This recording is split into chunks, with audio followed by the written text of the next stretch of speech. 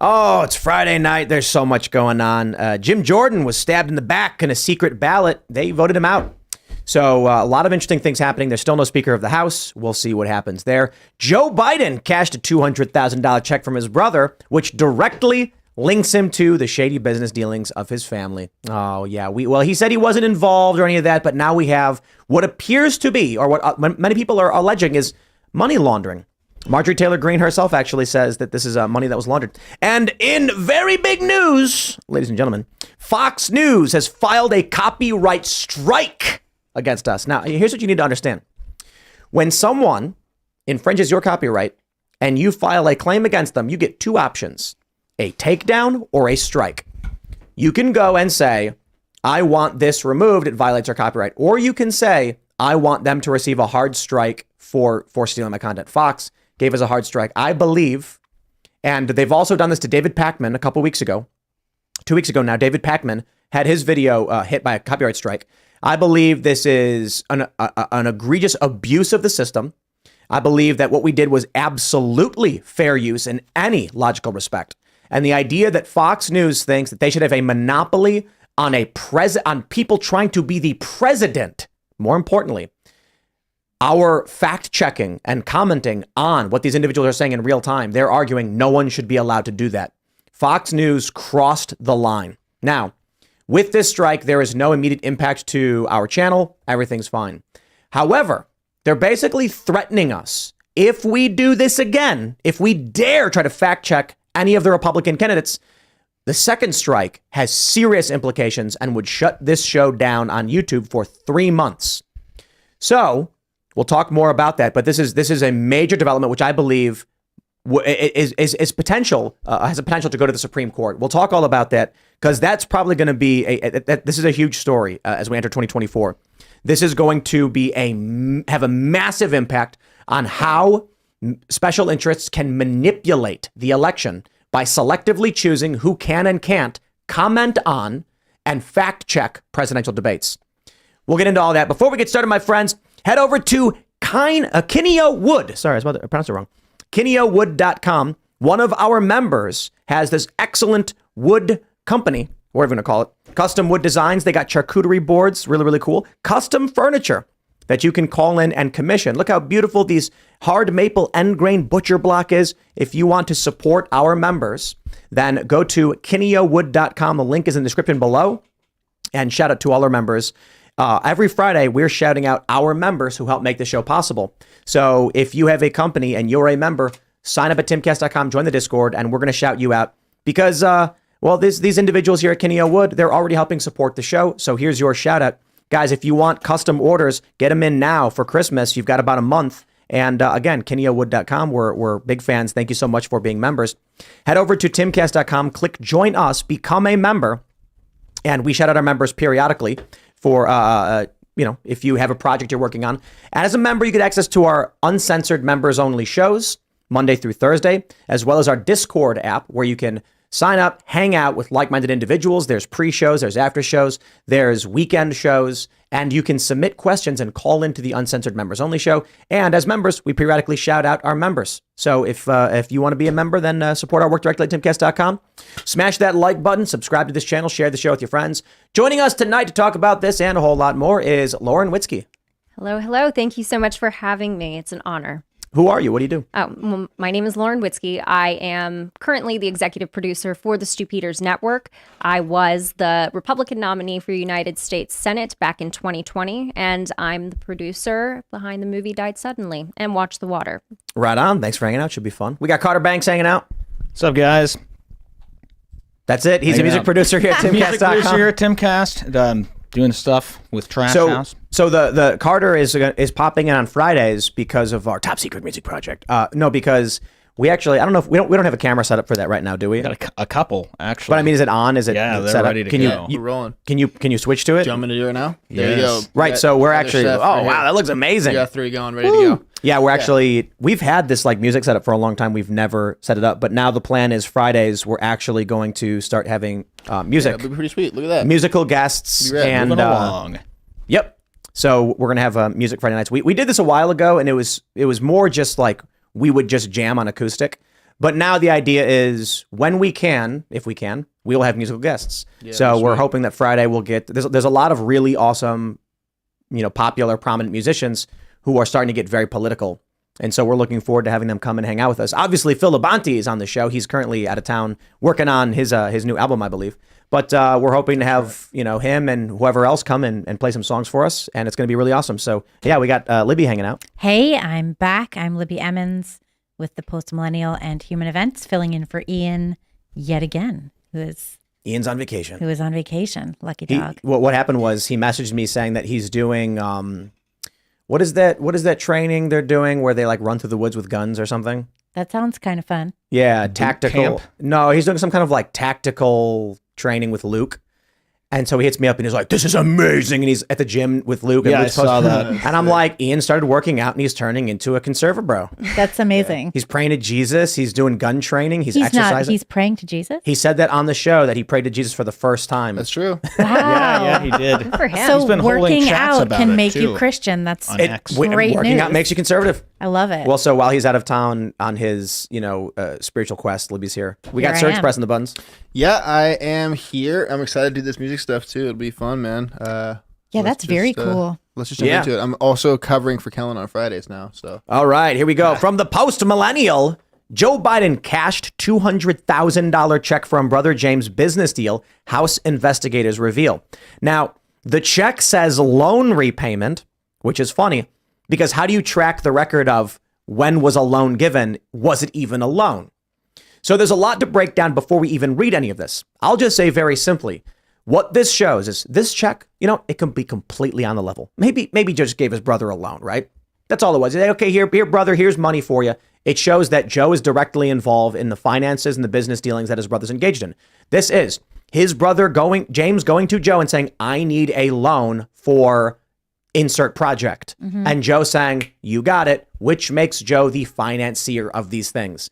That is the best case scenario for Joe. That all he did is help finance his brother's business dealings or something, a component of what his brother's involved in.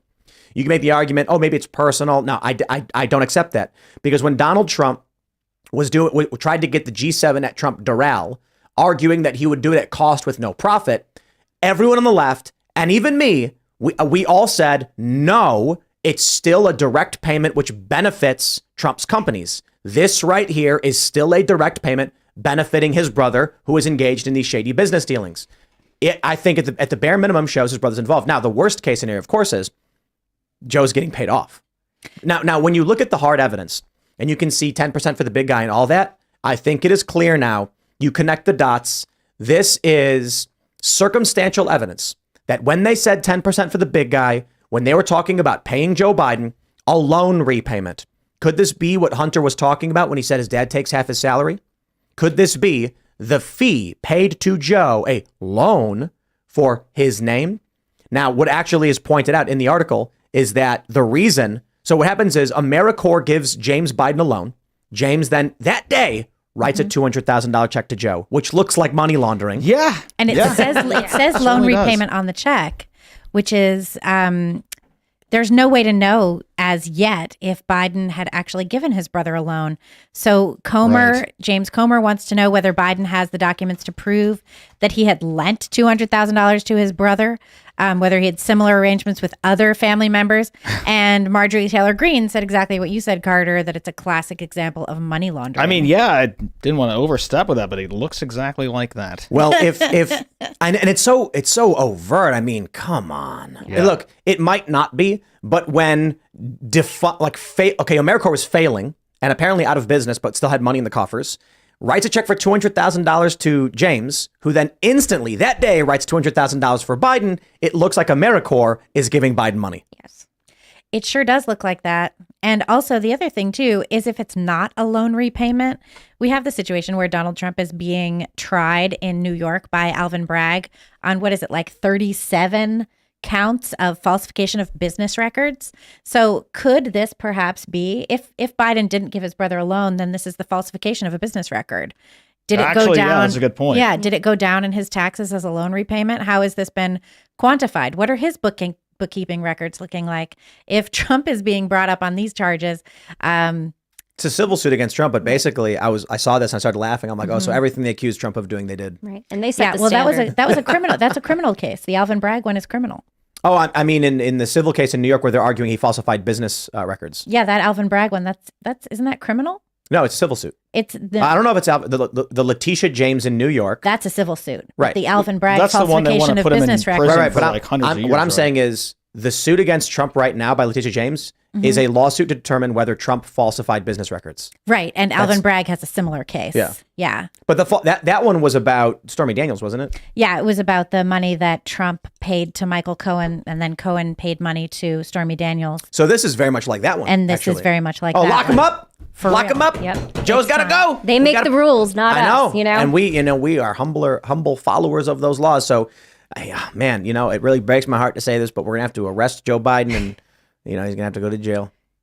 Well, I would love to see the Department of Justice actually do that. Let's get the FBI involved. They should really start digging in, correct? The only way you're isn't that gonna- what's up now? Like, raid his house. Okay, Let's go for it. Do you want to see Joe Biden get arrested right now for this? Because I can tell you, I can tell you exactly how you can see it.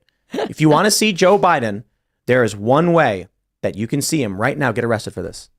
It's called Midjourney. You just type in the prompt, right. Well, sure. Joe Biden gets arrested. That's the only I way was you're gonna ever say going to see him. citizens arrest in Georgia or something like that. Nope, just AI generated images, and then you can fantasize and pretend like the world is actually safe and there's accountability. But other than that, have fun. That's like how my mom used to always watch The West Wing. She was just obsessed with it. She was like, this is how I just fantasize reality. Oh, that's so sad. I know. The reality of the internal workings of the White House is probably right now with Biden is probably so dark. Like they found, what did they find? They found crack, right? Or Yeah, no, I was just it thinking coke? about that. It was, what, cocaine in the... In the White House, Right. Somewhere in the I White grew House. up in Past Delaware, security. so I grew up with the Biden dynasty ruling over my state for years and years, and it's like well known. It's just like kind of public knowledge that they're like super corrupt. The Bidens run everything. You can't get past anything, and their kids are a mess too. Like Was that the story on Beau Biden as well? Was he considered so to Beau be a big Biden mess? was like the beloved, Right. But also he had a lot of backdoor stuff going on between like northern Delaware and southern Delaware, and like paying off politicians for bridges and road repairs and stuff like that. So there was a lot of like even corruption back then. I wouldn't say he was a man of character based on what I know of him, but the Bidens, like I saw what the Bidens did to my state. It's almost unlivable now in some parts. Really? And I'm watching him do it to America. As soon as he was elected president, I said, oh boy, not good. So No. This is interesting. Michael super chatted saying loan repayment in the memo was not written by the same person. Oh, you think? Well, I don't know about that. I mean, the super chatter did, but if I've got the picture right here. So if you take a look, the argument is that the writing for 200,000 and 100 and loan repayment are different.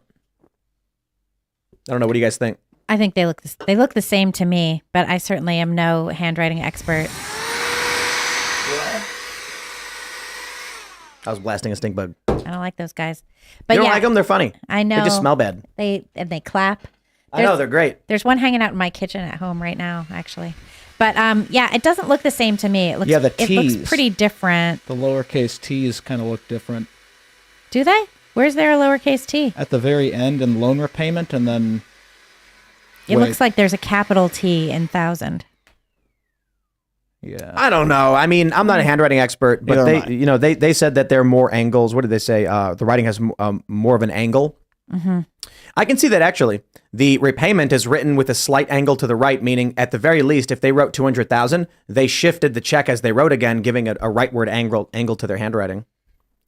But anyway, have no if idea that about were that. true, and I'm sure there are handwriting experts who can either just bunk or debunk it, then the implication being made here, and I don't know if that has any merit, the implication is that when Joe received the check, he wrote loan repayment on it himself. Right. Or someone else did. Someone just wanted to make sure that they literally Yep. dotted their I's and crossed Oh, their this T's. is not a payment, it's a repayment. It's a loan repayment. Maybe it just said loan payment. You know, I don't think we're going to get anything from this. No. Yeah. They're going to say, look, it's a brother lent his brother some money. That's all it is. I think that a lot of this stuff, I mean, I think that what keeps happening is that the House GOP has the goods on Joe Biden, and it's just not going to go anywhere. No matter how much, even though they have the majority, they don't really have any power at this point in Congress. The Democrats have a lot of power to, they went along with Matt Gaetz, in the ousting of McCarthy, whether you like that or not, that they did that. That was the Democrats had all the power there over the majority of the GOP, which was my main concern about the ousting of McCarthy, was like it just sort of gives up the GOP power. What was there? Yeah. Well, even when they we didn't have have that power, much anyway. Yeah, I mean that's sort of the we thing. don't use it. We don't Like, wield our political power ever. We're well known for being like the losers Well, because they can't raise money if they're winning. You know what I'm saying? That's the thing when you say we. It's like no. Like the neocon shill establishment Republicans are not us or not you. They're the reason they don't wield their power against you. Right. So when everyone's like, why won't the Republicans do anything? No, you don't understand. They're using all of their might and power to crush you, the person who voted for them. Well, they're still just doing that uniparty thing. And that's Right. why it's the moderates now who are like in a position to make deals with Democrats. Ugh. It's pretty gross. It's pretty gross. But that's the concern, is that we're not going to get anything out of this, no matter how many smoking guns they bring, no matter how many, how much direct evidence of bribery there is. We're not going to see accountability from the Biden family. Plus, Biden's going to be out. I don't think any of us think that he's actually going to be president for the next term. Do you think they're going to run somebody else? I don't know. I mean, I just don't see how he could possibly serve another 4 years. He can barely even I saw a video of him the other day, and I didn't even. It was very weird. It looked like a robot from Disney World, kind of. Well, he does the old man dementia shuffle. Very slow. And it's the shuffle. It's the I'm afraid to fall down thing. Right. You have his staff saying outright that part of their job is to make sure that he doesn't fall down. Yeah, we see him fall down anyways. Man. It's like we were talking the other night about when he does give speeches, when he gives big speeches, it's like it almost seems like he's a different man than when he's just off the cuff. Right. He doesn't seem all there. He shakes hands with the air. It's very bizarre to see this man who's so clearly losing it to old age. Well, he's not really making any of the decisions, though. It's probably the Biden or the Obama administration, kind of pulling the strings, making the decision. They just need a face guy, and they haven't picked anybody else yet to run. They haven't. I mean, Newsom is making some noise. He was. He said he was going to go travel around to Israel, which is like a face opportunity. Hochul did that as well from New York. She went there. I think she said she went there the day before Biden did. But I just don't see how he could possibly do it. Yeah, so, I mean, if he's just going to be propped up, if it's going to be Weekend at Bernie's, the White House, don't you think the American people are going to be aware of that? Why would we? Well, I've talked to a few Democrats, too, that even say that he's too old. They just man, I think he needs to retire. He's getting too old. But the concern is Kamala Harris is second in line. So, and she is the most disliked candidate, most disliked politician probably in American history. They had no reason to choose her to run. She was in a deep blue state of California, and they still put her with Joe Biden for the sake, I guess, of diversity. However, she is very unliked, and it just didn't make any sense. I wonder if they're going to switch out a VP for him. That would be more likely what I think. I think they're going to try and run him, but make a really likable vice president. How can so that they way do people that? can Yeah, I feel didn't know you could confident do in that. voting. How would they Biden swap him out? gets too old. Can't you switch out your vice presidential candidate in the I don't next know, election? but wouldn't that be an issue in and of itself? If you put Gavin Newsom or something running as VP with Biden, people would vote for that. Democrats would vote for that. She would for her to go along with that, she would need some exit strategy that gives her a better position than vice president. And I feel like she'd have to make that decision by herself too, and be one of those. I want to spend more time with my family, even though she barely has. They'll come up with something. Yeah, some kind of payout or something to salvage her dignity or reputation. Right. But that's the thing. I don't think that Democrats are really confident in a Joe Biden presidency, with Kamala being the one. I was even concerned when they were talking about impeaching Biden, because I don't want Kamala's going to be 10 times worse. Like she is. She's psycho. terrible. I mean, that woman she's is nuts. Yeah. She's unburdened by what might have been. Well, let's talk about the big story that's affecting us directly. We have this from my Twitter account, and that's it. Fox News filed a copyright strike on our GOP debate commentary, taking the whole episode down. And I will say immediately, as we begin the segment, I believe that what we did was absolutely fair use. We were, first of all, the public has a right to know what's going on with these debates. It is newsworthy what these individuals are saying. We were commenting directly on what was being said and the show itself. It was direct commentary on this. Combine those things, and I think that immediately this is a matter of our democracy, as they like to say, right? Mm-hmm. So the argument would be that Fox News can host presidential candidates who can say things that only they are allowed to filter to the American public, and no one else is allowed to fact check what they are saying. Now, their argument is you can fact check them, but you can't just show what they've said in real time. I reject that. That would mean that everyone has to watch only their interpretation, and it creates a circumstance in which they can selectively choose to take down only specific commentary.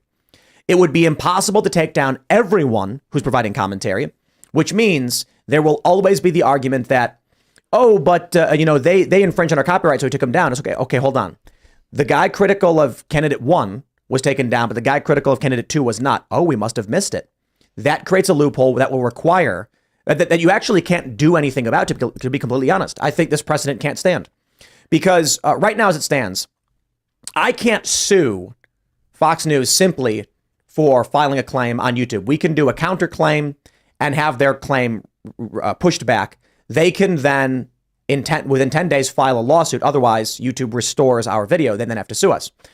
But if this is allowed to stand, what happens is you have Democrat and Republican. The Democrats run criticism of the GOP. And let's say Democrat personalities and Republican personalities are commenting and criticizing. And then large institution, whoever it may be, can choose to only strike certain channels. The people who are not given a strike can't sue. And the people who are given a strike don't have standing in court to argue, oh, but look, they're not being taken down, because the argument is, okay, well, we'll go take them down next. You would have that argument. You could say they're doing this selectively. But what the situation it creates is the only person with the power is the institution controlling the debates. No one can fact check or comment on it, and they can control who's allowed to fact check and comment on it. That's an impossibility. But I've got more news here to add to this.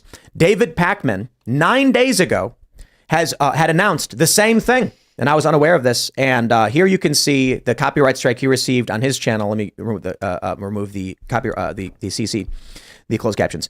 You can see that in no way does it affect his ability to stream. As of right now, Fox Media LLC, October 6th, filed the strike against him. I can say this now. I'm not going to reveal here's what I can say. Several other individuals who are providing commentary on the debates also received strikes and had their commentary taken down. It's hard to know when we started doing a cursory search of other channels because the videos aren't there. So we don't know if they did or didn't. I don't track what everybody does. But knowing that David did, I immediately saw this video when I started doing my search of this. And David also received a strike. So we'll see what happens over the next week or so. I don't know. I would be shocked if Fox News actually tries to pursue lawsuits against a combined 50 million subscribers across the board, arguing that they are the only ones allowed to have commentary. I will further add, in my view, and probably if there was going to be a suit, my lawyer's going to be like, stop saying all this stuff. I don't care. This is important. The show that we did is not even a substitute for what Fox was providing. No. You could not even hear the debate half the time because we are just insulting politicians. If you want to actually just listen to the words of the politicians, you go watch the debate on Fox News. If you want to hear us yell at them and insult them, you come here, but you're not even hearing half the time what they were saying. So I don't even think that argument stands. Fox News is deciding to go to war against some of the biggest political commentators in the world right now. I can't imagine I think this is an abuse of the system, and I think they lose on this one. This is insane. And this is why, initially we didn't even want to do the coverage of it because it's stupid, because the lesser known Republican candidates, Trump is going to win. And so we decided to simply because, ultimately there's several things. One, people really wanted to hear us fact check and comment on what they were saying. And so they were like, look, they didn't care what was being shown in the debates. They cared how we were responding, essentially we want to debate the presidential candidates. If Fox News has their way, there will be no public debate on our presidential candidates. And I think that's absurd. It's like a reaction video too. I can respect to a certain degree an argument made by Fox, but I think it's a bad argument that loses because in order for us to have our institutions, our constitutional republic with democratic institutions, there must be a robust public debate on our political candidates. And they do not have the argument that they own the monopoly on the political debate. If their show was simply truckers arguing truck driving, totally get it. But these people want to be president, and Fox is telling me I have no right to fact check them in real time? No way.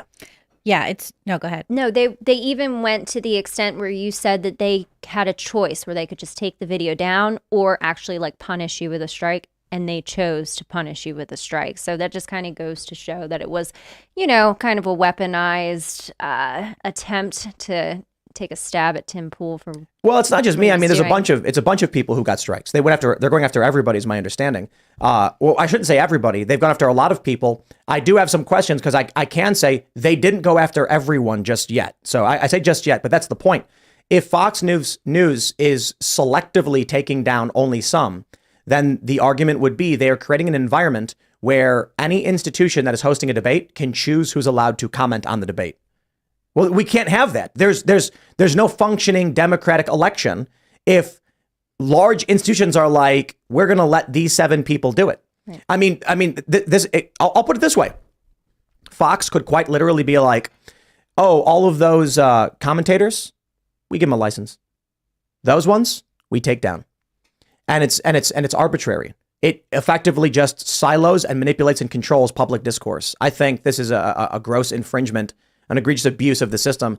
But I also think if they pursue a lawsuit, it goes to the Supreme Court. I think they lose. I also think that it doesn't make any sense for Fox to be able to have a proprietary broadcast. There should be anyone who wants to broadcast the debate should be allowed in to broadcast the debate. That is in the public interest. It's like you were saying, these are people who want to be president. Now, none of them are going to be president, but they certainly, but they're certainly out there trying to do this. And any American should have the ability to see that. And the fact that Fox News is on cable and a lot of people can't see that also is a problem. But it's free online, and there's a lot of arguments they can make about who they allow to stream and things like that. Don't care. My argument is they want to create a world where they are the funnel of information on public discourse. So we have these things called anti-SLAPP laws. SLAPP means strategic lawsuit against public participation. There are many states, probably half the country, where if I said David Pakman, is a leftist communist or whatever, insult him in some way, then he can't sue me for several reasons. It's not just the higher standards, right? You could actually, because David Pakman is a public figure, accuse him of doing a backflip and landing in the mud. And let's argue that for some reason it's disparaging. I'm not trying to disparage David. I'm just using an example because we pulled this channel up.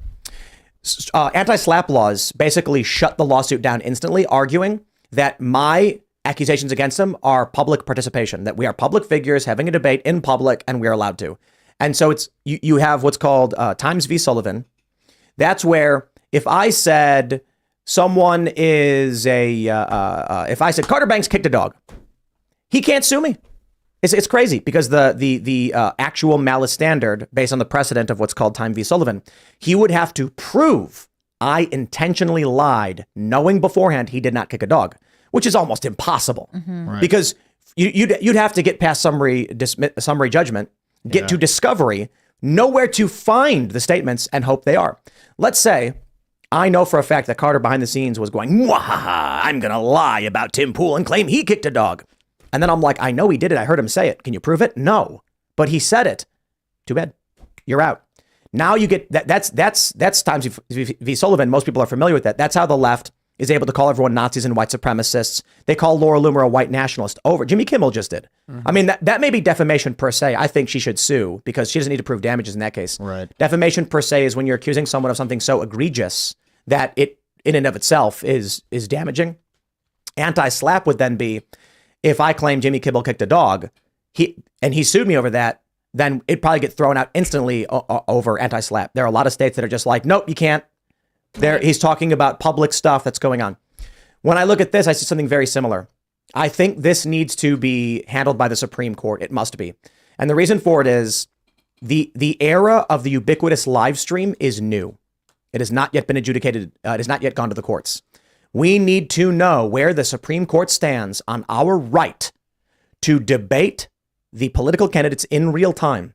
When a candidate stands on stage and says, when I was governor, I did this, and when I'm president, I'll do that. And we go, whoa, whoa, whoa, he didn't do that when he was governor.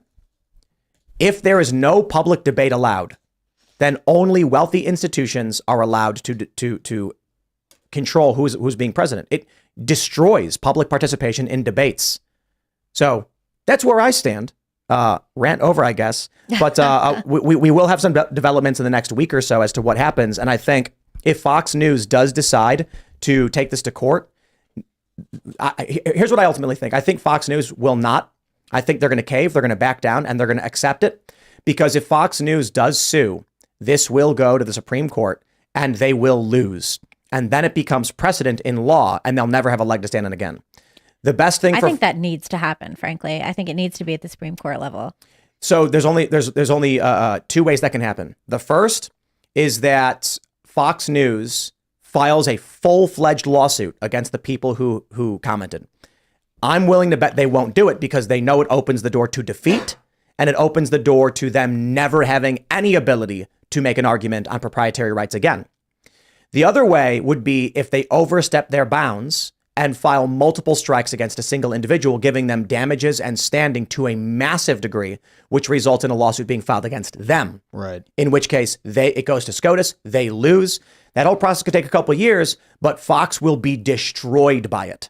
And they're already not doing so great after the Dominion lawsuit. No. Right. Right. The best thing for Fox to do is certainly not this. I would argue the smartest thing Fox could do was actually try and negotiate with anyone who wants to do any kind of commentary, some like rights or distribution or some monetization package. Or almost like a press pass. Right. I was just thinking Right. that, like an e-press pass. Yeah. I think Fox should make the art. So if this goes to SCOTUS, I think they lose outright. We have a right to call out politicians who are trying to be president, and Fox News should not have the unilateral control over that. It's one thing if the argument was we should have public cameras in those debates and Fox News shouldn't be allowed to have proprietary stream of these things. I don't know about that. My argument is our show was not a substitute. We were talking over the politicians half the time. You could barely hear what they were saying. Right. We didn't even have the stream on their channel the whole time. And we were actively fact checking and commenting. I think they lose that one. The smartest move they could make right now would be to go to all the channels and say, how about you give us ad rights when you do it? That way we don't get into a lawsuit. Right. If they go this route, the first strike received by David, by me, and many others who have gotten strikes has no impact whatsoever on the channel. The second strike takes you off the air for 90 days. We're talking between all these channels, I don't know what, $50 to $100 million in potential damages. Yeah, that's a lot of damages. I don't know if Fox News wants to handle another one of these lawsuits. And I don't know if they can handle a lawsuit from 15 multimillionaire industry network individuals. I mean, this is an insane thing they're trying to do right now. I think also there's like a free speech consideration. Right. That's so important. You know, we have the right to comment and discuss those who are running for president, and we certainly have the right to do that in real time. Right. We were talking about the bar situation Right, I was before. gonna Like, mention do you that. have like the debate on at a bar and people come buy drinks and they watch it? And they do. They do right. that. Yep. Right. So they're making money from the debates. You can't really. I mean, that would This be. is this is why I think this would need to go to SCOTUS. This is a federal level issue. During the debates, I can tell you definitively, and everybody knows, bars and other venues have the debate on. You go to a bar, the news is playing. Now, their argument is, yes, but we buy cable, and so we can play these things on our TVs. Sure. But what they're doing now is I didn't charge any money for anyone to come and watch the show. The show was just us commenting on the news. So that means all of these venues that are playing the debate and talking to people about it, they're going to argue that's copyright infringement. Right. Or like, when you show movies, you're not supposed to show movies publicly. And they always put that thing at the beginning, like this is not for public distribution. But it doesn't that's totally different because right? Yes. And that's totally different because that is an entertainment. That is an entertainment that was created by whatever, studio or entity makes the entertainment. A presidential debate is not an entertainment. It's a public service. It's something that voters, in a lot of ways, voters demand because we want to know what our, wannabe elected leaders. Because they're the voters. They're the voters. We want to know what they want to do to our country. We want to know what they have to say about the state of the nation and what should be happening. And I think that should get out to as many people as possible as want to see it. Yep. They, Fox News had issued a memo saying that they would go after anybody who did this. And we know that. And I will say it plainly here. We have asserted since the beginning they have no right to make this claim. It is absolutely fair use. What people need to understand is fair use is copyright infringement, but it has an exception in the law. So typically what happens, because I've dealt with this quite a bit, is that when you infringe on someone, so when you engage in what you would believe is fair use, you have infringed a copyright. The argument is then, will a judge agree that this is in the public interest in some way?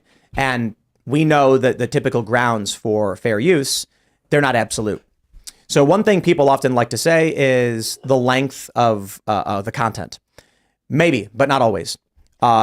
Sargon of Akkad, Carl Benjamin, famously uploaded a clip from Akilah Hughes without the video was just a rip of her video, re-uploaded.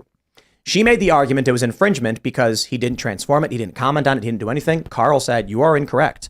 The title of the video itself was commentary, and thus it is fair use. She sued him. Not only did she lose, she lost the subsequent filing where she had to pay him, I think it was $100,000. Yep. Pounds. In pounds. Yeah. Was it? Well, no, it was dollars. It was in the United States. Oh, really? Yeah, it was she sued him in the United States. Oh, okay. And Carl won because uploading, I don't know if it was the entirety of the video. I think it was several minutes. I think it was like 5 minutes. And it was just a rip from her channel, uploaded the video, and she says, that's not fair use. It was. Simply because he put a title that said it was titled something like the absolute mental state of the left or something like this. That's all it took. The issue here, a lot of people make these arguments, we're talking about people who want to be president who are live, real time, lying, misrepresenting facts, and saying things that need to be fact checked by journalists. And this is the modern era. News is presented in this format. It is no longer a world where, we didn't sneak a camera into Fox News and broadcast it. That's essentially their argument is predicated upon an old school era where someone recaptures their stream and reposts it, whereas we were actually engaging in public discourse. That's something that's going on in a lot of law right now. Like we just saw this Douglas Mackey case. Yes. Ricky Vaughn from 2016. And he had posted memes leading up to the 2016 election, joking around that Hillary Clinton voters should text their vote for Hillary Clinton. And the joke, of course, it's basically a political cartoon, right? Which is a point that Jack Posobiec and Gavin Wax were making the other day on Jack's show. But that's essentially what it is. It's a political cartoon. And the idea is that he was making the joke that Hillary Clinton voters aren't smart enough to know whether or not they could vote by text message. Now, of course, as it turns out, in the trial against him, it turned out that the Department of Justice could not prove that anyone was harmed at all by this joke. No one voted by text because as a result of this meme that he posted. Yet the Department of Justice and the FBI investigated the meme, which was like, vote for Hillary Clinton by text, It was like vote from home, text here. Or something. Right. And it was and so the Department of Justice and the FBI investigated. The Department of Justice alleged that it was an ad, not a meme, not a joke. And do you remember the Democrat woman who did the same thing? Yeah, the Democrat woman did the same thing. We documented that every time we've covered it at Post Millennial. We document, and a Democrat, did the exact same thing, Right. saying that Trump voters should vote by text message. That woman was not prosecuted. She was not investigated by the FBI. Douglas Mackey was. He was Look at this. convicted. 7 months. There it is. We have this from the Post Millennial. She said, "Hey, Trump supporters, skip poll lines at election 2016 and text in your vote. Text votes are legit, or vote tomorrow on Super Wednesday." So text votes are legit. Should have put her in criminal territory relative to what this guy did. And there's his too. This one just says, "Avoid the line, vote from home, text Hillary. I'm with her, go Hillary." And it's a meme. It's a joke. And the funny thing is, this is 2020. When did he post that? That was 2016. But was it after hers? Christina Wong? I don't know. I don't know the She date. said text votes are legit. Right. I suppose the argument is she didn't include a number to call, or did she? Because it's a Do you video. see it? Yeah, Well, I don't. she might There's make a video, people but the think video that was his taken thing down, would which is work. why we have that. Which is why we just have her screenshot. But yeah, so he posted this. The Department of Justice claimed that it was an ad instead, and didn't acknowledge that it was a meme. Accused him of conspiracy against rights, which is of course what Donald Trump is being accused of by the DOJ right now over January 6th. He was convicted of essentially election interference, and he's supposed to spend 7 months in prison over this. We actually got a message from a fact checker today being like, can you provide any evidence for your claim that he's being sentenced to 7 months in prison over a meme? And it's like, why, yes, we can provide all of the documentation that we have, as well as the Department of Justice press release about the conviction in the first place that says he posted this ad and it was investigated by the FBI. It's absolutely insane, but it's another First Amendment rights issue. And we have had so many of these recently. We see in the cases against Donald Trump where he's being slapped with gag orders. He's not allowed to speak publicly about various elements of the case. And it's basically because the prosecutors don't like getting made fun of on Truth Social. That's the issue. They don't like that. They feel, they feel insulted. When did they actually file this? Because it was from the 2016 election. Oh, it was from the 2016 election. It's a meme about it, but does it say they didn't even file a complaint until 2021? So they waited until after 2020 to go after him, like after the whole election stuff that went on with Trump. For something, it didn't even affect the 2016 election. Right, it didn't they punished even him affect for the it. 2020 election, which is interesting, which is dangerous too, which means they're hunting people down from the old school Trump era. People that helped Trump get elected the first time, they're going after them even now. It's also like out of pardon territory. Yeah. Like just in case. Yep. Yeah, it was USA Today that reached out to us. But what let's see, when did they do it? They just spoke about the sentencing, and they said that as proven at trial by 2016, Mackey had established an audience on Twitter with approximately 58,000 followers. A February 2016 analysis by the MIT Media Lab ranked Mackey as one of the most significant influencers on the then upcoming presidential election. So they were using that against him, like the fact that he had a platform, the fact that he had a lot of followers. His platform followers follow him because he makes memes, probably. Because he makes memes. Would they be voting for Hillary by text? Right. Yeah. It's a bad argument. And we had to explain the joke to the fact checker. We had to be like, the joke was... But these are these are contemporary political cartoons. That's what's going on here. Right. So the point is, this guy's followers are not voting for Hillary at all. Right. Exactly. Well, and he gets to go to jail. And now he's going to go to jail. What they said, for example, on November 1st, 2016, in or around the same time that Mackey was sending tweets suggesting the importance of limiting Black turnout. So they're using a racial thing. The defendant tweeted an image depicting an African-American woman standing in front of an African Americans for Hillary sign. The ad stated, avoid the line, vote from home. And they say that that's deceptive, and they're using that racial thing as though that like somehow makes it It's kind of like a worse. different argument than the one that they're trying to use. It's exactly, yeah. So, yeah. And then they complain that he also tweeted the same image in Spanish. But I mean, that's actually kind of funny. maybe the only one they have. It's persistence. amusing. Yeah. It's amusing.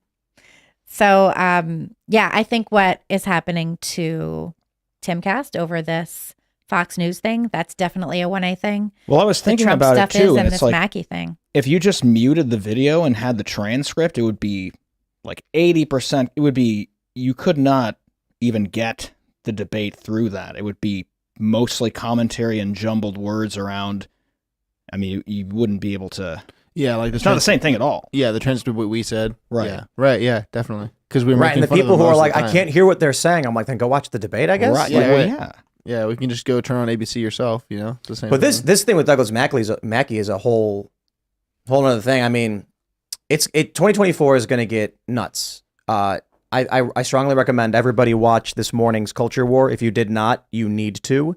It was with Dr. Robert Epstein and Robert Bose, and we were discussing. Mostly, it was Dr. Epstein discussing what Google does, and you got to watch it. 2 hours of him breaking down how Google's cheating. Yep. Google's And- cheating on the election. Well, so it's really, really simple. He said that they have hard data tracking this, admissible in court, provable. On election day, 100% of Democrat voters get a notification, go vote. Really? And 59% of Republicans get the same thing. That is enough. It doesn't matter if, and I think that may have been Facebook. One of the big tech companies had done something like this. It doesn't matter if they control what you see or hear. All that matters is they remind you. On the day of, Republicans get, don't forget to go buy pizza and wings today. Don't miss out on the new, imagine this. It's election day, and you wake up in the morning, you're like, am I forgetting something? And you look at your phone, and you're a Trump supporter, and it says, major discount at wing store and huge party available. Get, 10-cent wings today. And you're like, whoa. You call your buddies like, hey man, they got 10-cent wings.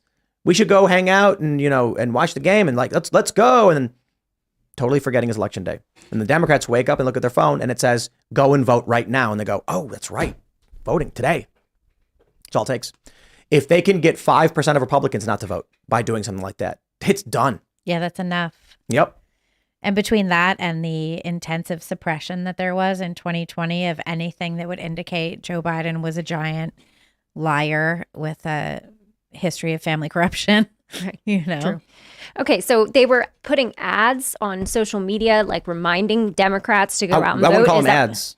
What were they? Like You get a reminders notification. from Facebook itself? Like, yeah, when you go on Facebook, you've never gotten these? I have. I Oh, have is that like gotten maybe them. so Like, you're but like Trump it was like, yeah, I guess you're right. But they were think- targeting mostly Democrats. Well, what he was saying is that, I don't know if it was which platform he mentioned did this, but he said Democrats, 100% of the Democrats in their study got notifications to go vote, and only 59% of Republicans did. Interesting. Yeah, that's all it takes.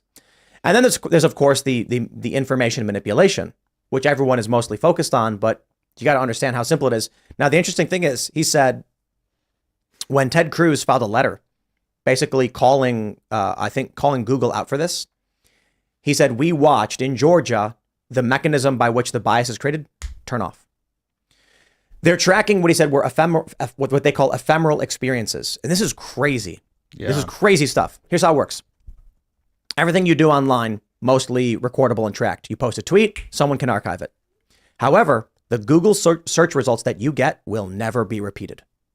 You get that one time, that image that you see on that page is not stored or archived anywhere, and it's gone in a moment. Really? Yeah. Yeah, I mean, it wouldn't be stored.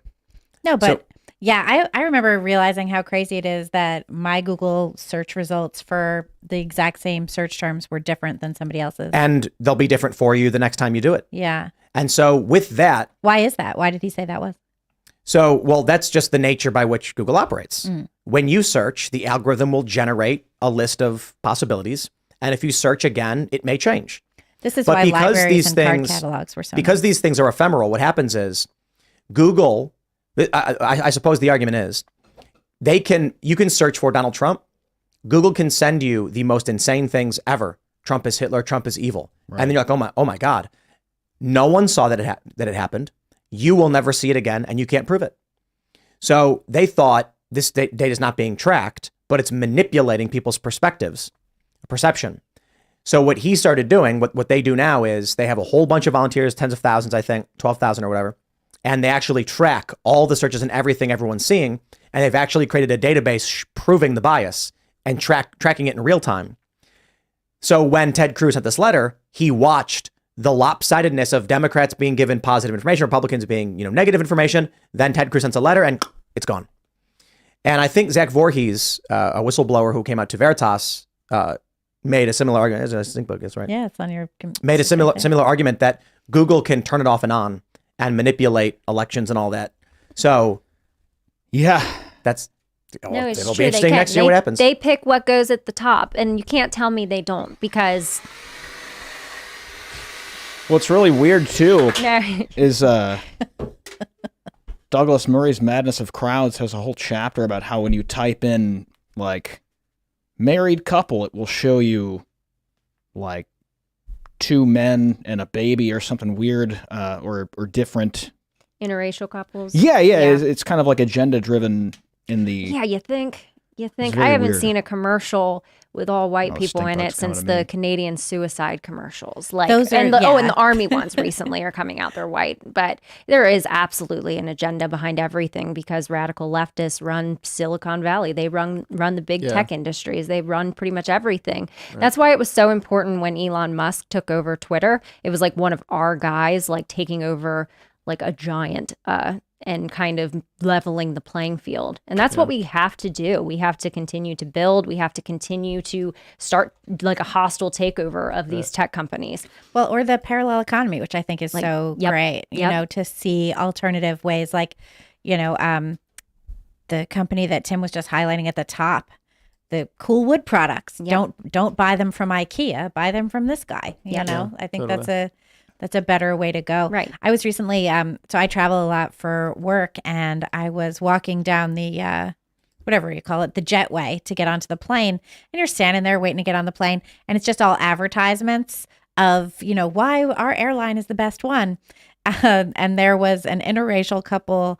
There was a gay couple. Mm-hmm. There were like all of these, everyone who was in it was sort of like alternative to what you would traditionally have seen, like the more stereotypical thing. And I was like, it's just so obviously intentionally done, these changes that are being made to affect our impression. And I think that it's true. Like I saw this recently. It was like most of these ads are geared toward middle-aged white women.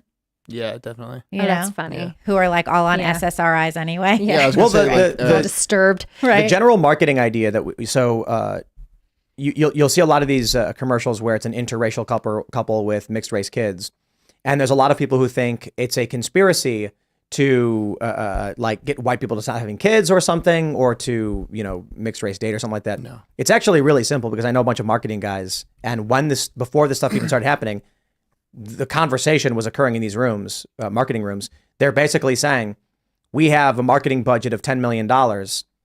We need to hit these demographics.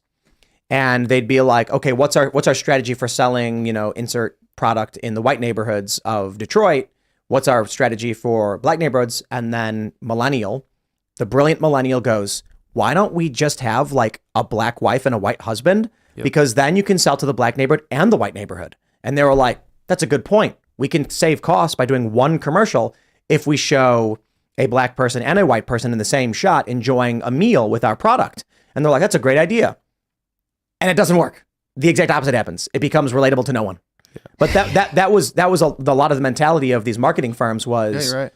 Like, how can we minimize the cost of production and maximize our reach? Right. They thought white liberals are going to eat this stuff up, and it'll play really well in minority communities because, interracial couples. And it's like, bro, interracial people are like 3% of this country. Yeah, I know. You have just dramatically removed yourself from what people would relate to. Right. I'm sorry that it's true. People just forget that it's a budget thing. It's not it has mainly to do with saving money. It's like more effective. It seems well intentioned, but not thought through. Yeah, it's not going to work on paper, even though on paper it looks like it does work. Right. In reality, it's not going to work. In practice, it doesn't work. Look at Victoria's Secret.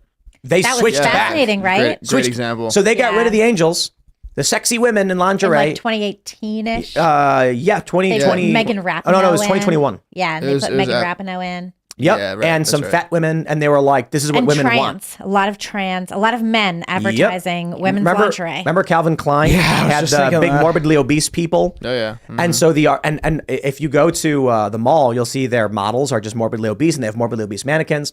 The argument being made was this is more representative, so we're trying to target real women, right? Well, why do this? You know, these sexy models, women aren't like that. They want to see real people. These marketing people are dumb as a box of rocks. Yes. Yeah, it's kind of true. As someone who has a marketing degree, went through a marketing at like a big school in the United States. Most people that are in marketing are there because their dad told them to, or they just don't know what they're going in school. They're not really in it for the thing. Victoria's Secret reverts and goes back to sexy women, realizing that, okay, that didn't work. And I think we'll see a lot of the same thing in advertisements. They're going to say, okay, you know, like, look, this area in this city is 90% white, and we're trying to sell them a product. We want them to think that's me and I should use that product. Yep. So if you create an experience to them that is more foreign, figuratively and literally, then that's not resonating with them. Yeah, it doesn't resonate with me. I remember seeing the ads of like men wearing lingerie. Oh yeah. And like it's like trans people in lingerie, or like very large women in lingerie, or even just in regular clothes. Seeing Dylan Mulvaney in a Kate Spade dress, like I'm never going to buy that dress. When I look at clothes, I don't know about you, Lauren, but when I look at clothes and I think like, oh, it looks great on that person. And then you sort of have this in your mind, like if I buy that, I will look great too. You don't want to see how bad the clothes look on really fat people, because then you look at it and you're like, oh, I'm going to look fat in it too. Right. Exactly. You know, I I'm don't not wanna looking wear at that. an extra large person thinking, yeah, I need that. I'm I need to definitely- look just like that. But it was crazy. But it was also but obviously there was an agenda Love behind it, seeing the because fat they cannot lines. expect that to like increase sales. You know, if we put extra large, very offensive looking people in our clothes, like how this is not going to increase sales. Which brings you back to the agenda. It's all about the agenda that, obesity is beautiful. Oh, to be, way overweight and unhealthy. That's how you need to be in order to get the spread in Victoria's Secret. Same with Dylan Mulvaney. You know, if you are a male who decides to dress as dress as a woman, hey, you get a Bud Light deal. You got a Tampax deal. He got everything under He the got sun. a Tampax deal. He did. He got a did. That's yes. It's that was amazing. so ridiculous. So I think what we're seeing now is all of these women, liberal women claiming they believe these things, have been lying the whole time. And Victoria's Secret is proof. The proof is sales declined. Hey, hold on. Victoria's Secret didn't pull a Bud Light.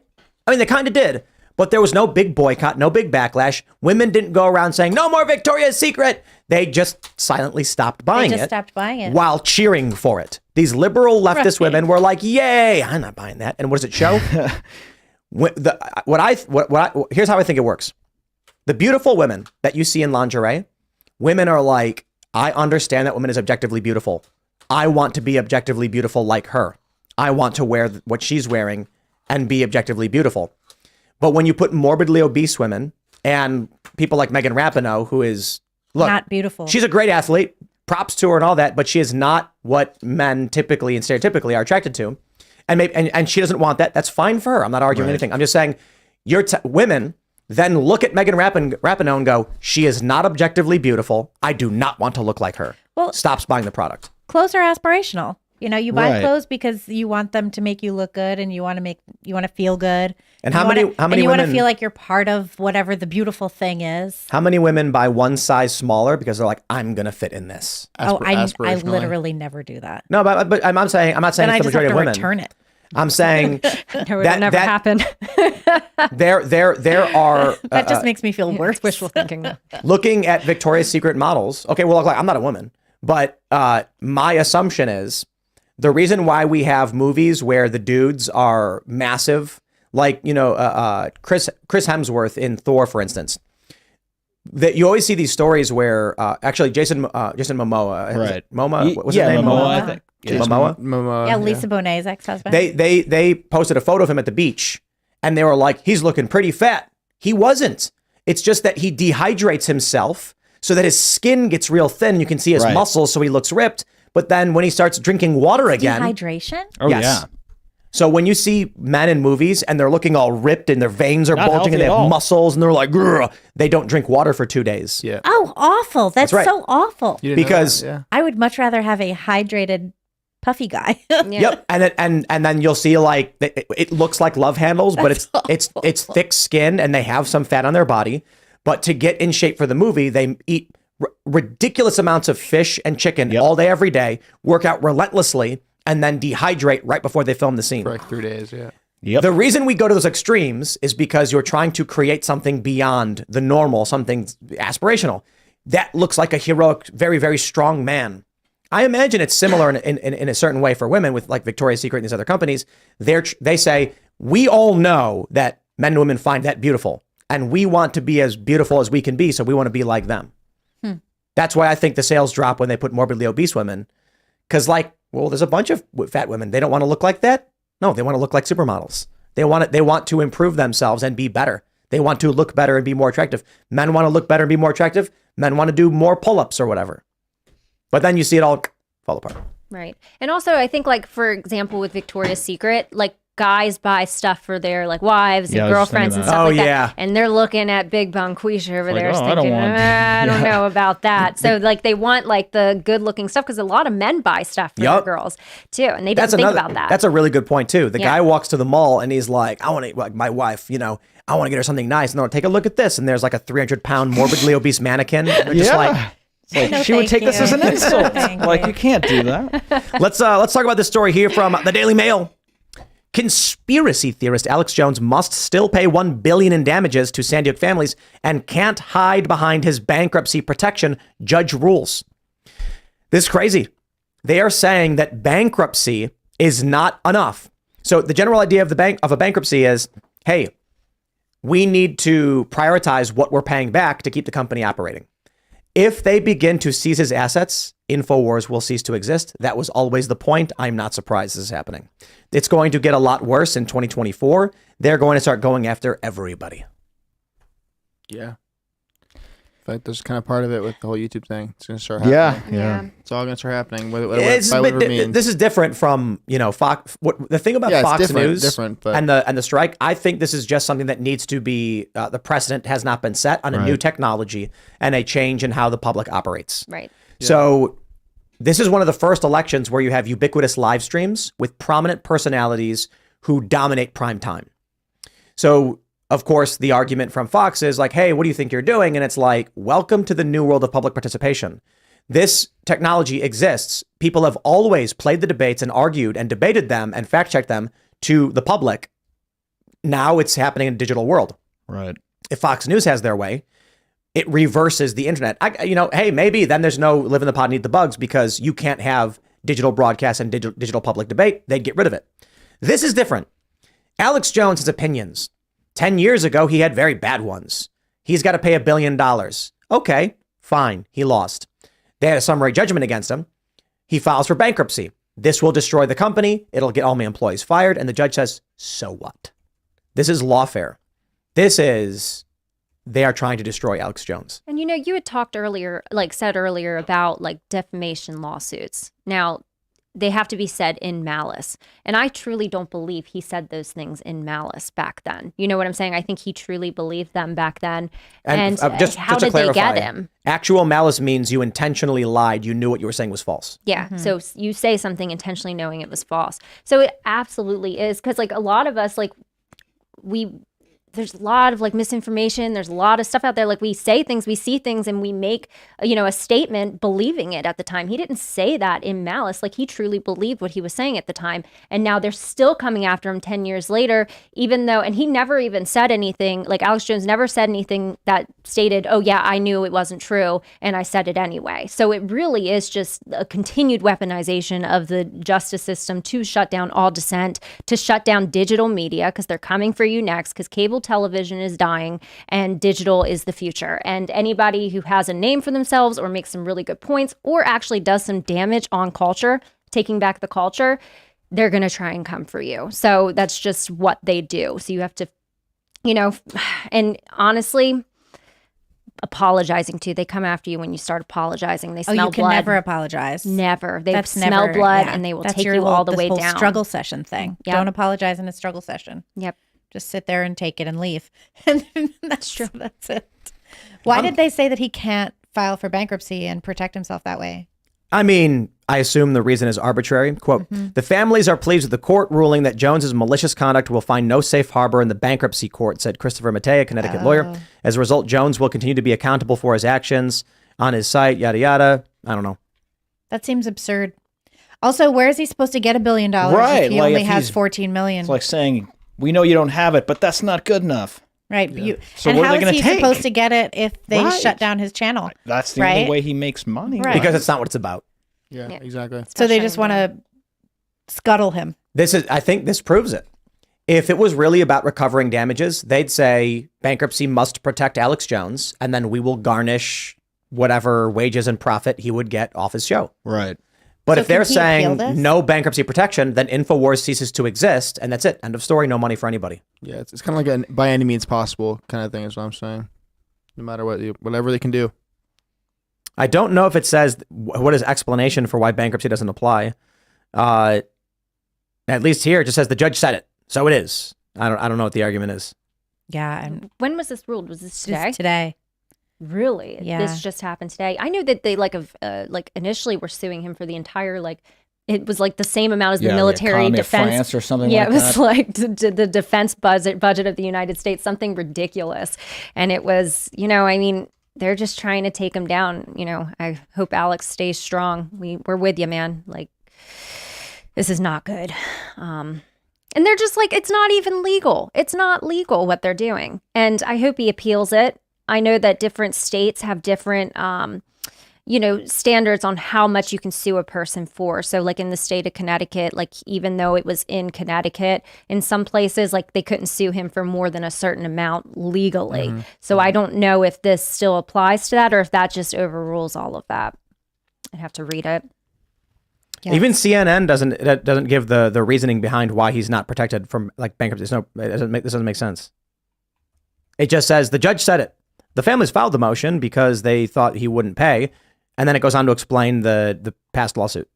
I love the logic behind that. We thought we wouldn't pay, so we just charged you a bunch more money. Right. Like millions and millions more dollars. Well, no, they're saying we thought he wouldn't pay because of the bankruptcy, so we want the judge to say he can't use bankruptcy, and the judge said, "Okay." Oh, wow. But it doesn't The explain what the judge logic. what the judge's why. Yeah, exactly. Why is this one bypassing bankruptcy? I still don't think the family will get a single penny, and it's because if InfoWars is out of business, there's no money. Right. Yeah, exactly. Most Makes of no the sense. most of the debt that cannot be discharged in bankruptcy is child support, alimony, unpaid taxes, and student loan debt. Most other things, according to Investopedia, can be alleviated through bankruptcy. Yeah. So I wonder what makes this special. Yeah. Like what the law is there. Yeah. And he filed Chapter 11. Is that what he did? Or was it Yeah, Chapter 11. Chapter 11? He says so Lopez ruled the protections do not apply over findings of willful and malicious conduct. Oh, that's another one. Here it is. It says debts for willful and malicious injury to another person or property. Willful and malicious here means deliberate and without just cause. And that's that's one too. Debts for death or personal injury It was a default ruling. caused by the debtor. Right. Yeah, that doesn't seem There reasonable was no either. trial over this. Yeah. That's There like was this- only Right. a settlement hearing. Jones never actually got to argue any of his case. Wow. Yep. that does not seem that doesn't seem How did we legal. get to that point, though? I mean, look, people keep saying, "Oh, civil war is a stupid thing to say," and it's like, dude, it's not just that Trump has been indicted on like 91 or 94 counts. It's not just that they've arrested his lawyers. It's not just that a couple of his lawyers have just been sentenced to 5 and 6 years of probation for being his lawyers. It's not just that they're going after Alex Jones in what is clearly going to destroy a media outlet, and that he got no trial for it. It's not that's just insane. that Donald Trump was found in a summary judgment to have committed fraud without a trial in New York. It's not just that a judge said Donald Trump's properties are worth a fraction of what they're actually worth, even to the protest of finance experts and real estate experts. It is not just that they have been targeting Trump supporters, J6ers, solitary confinement. It's not just that far leftists have received no penalty for the hundreds who stormed the Capitol recently. Light slap on the wrist. It's not just that Ricky Vaughn, Douglas Mackey, gets 7 months. 7 months. And a Democrat who did the same thing gets nothing. Should the list go on? Should the list go on? It goes on endlessly. No, I'm just saying there is so much evidence that the machine is trying to crush and destroy you for political reasons. To argue that we are not entering one of the most dangerous times in this country's history is ludicrous. And you'd have to forget every yesterday to believe we are not headed towards something truly dark. Now, I kind of don't think we're losing, to be completely honest. Like I said, there's a lot of reasons to think that we are winning. But the desperation is becoming palpable, and I don't know to what degree this goes. It may just be Trump wins, and then, there we go. But you guys watch the Culture War episode we did this morning. I think it's episode 34, it may be, with Dr. Robert Epstein, as he breaks down the machine of Google, Facebook, big tech, and how they are controlling what you think, and they know everything about what you're doing. We've talked about it. Facebook can predict if you're going to quit your job. Facebook can predict if you're going to go have a bite to eat. Facebook knows what restaurant you're going to before you even know. Because the algorithms, the AI, it knows all of the characteristics about you, and then it can formulate these probabilities and know exactly what you're going to do. That's why when you could be thinking something and then you see an ad for it and you didn't say it out loud and you didn't say anything to anybody. You're just thinking it. This is what freaky. I hate when that happens and So it's freaky. People think that the reason an ad will appear on Instagram, like you're talking with your buddy and you're like, I kind of think I need a TV. And then an ad appears like, get a new TV. You're like, yo, it's spying on me. It's not. No. Predictive algorithms know more about you than you know about yourself. Now, don't get me wrong. They're spying on you for sure. And if you have voice activation on your phone is recording everything you say always. Right. Because in order to activate, it has to be listening to you, right? Mm-hmm. And if you want your phone to activate whenever you say your passphrase, then it has to be listening all the time, waiting for that passphrase. Mm-hmm. How does voice activation work?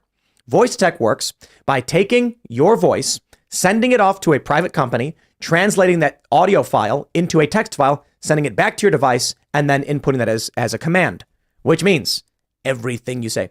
Several famous stories where there was a murder and an Amazon device recorded the entire murder. And they were like, we have the recording. And people were like, how? In order to activate the Amazon device, it must be always recording. Yeah. Otherwise, how does it know when you say those words? It's like arguing that, you plug your ears and put on headphones so you can't hear anything. But as soon as someone says your name, you'll take them off. Well, how are you going to hear them say your name if you're wearing earmuffs? That's the same thing with these Amazon and Google devices. They are listening 24/7.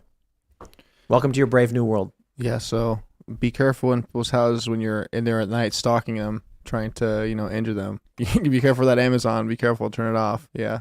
But I think this Alex Jones story, I think next year is going to get crazy. Yep. Yeah, definitely will. I think we're going to have to vote Trump out of prison. What do you think? Do you think we're going to get to that Vote point? him out? I think we're going to have to vote him out so he can pardon himself. I'm ready to do it, though.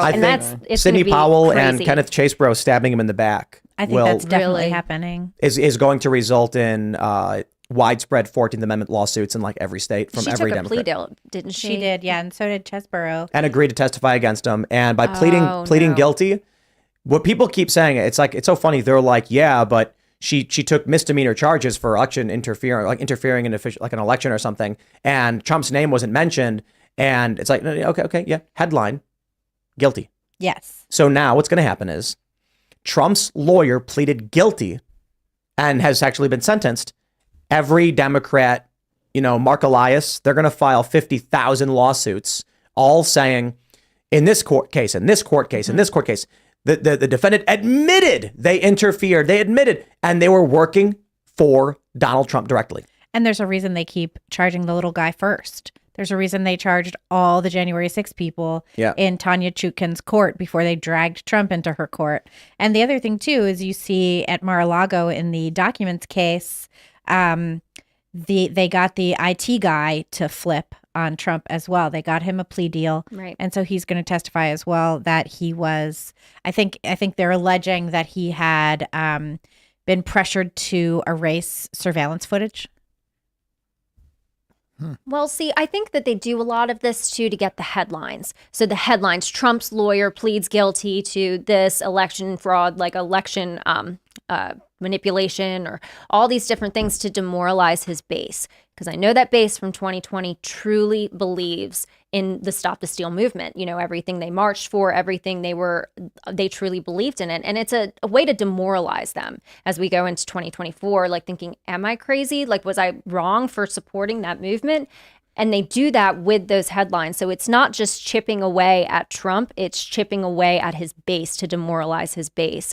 And that's something important to know. Like when they gave Sidney Powell a plea deal, that they knew that would hurt. That would kind of hurt because she had a lot of big supporters during the Stop the Steal movement. And she just, that was a hit. And they're just chipping away at him, hoping that Trump will give up. That's the whole thing. If we indict him enough, maybe we'll get him to give up. But every time they do that, his polling numbers go up, and it's just getting better and better. So you're right, Tim. It's going to be a crazy year. However, it's going to be brutal too because they won't stop. They're going to file insane lawsuits. Yes. It's just and they're going to make the 14th Amendment argument that he can't be president.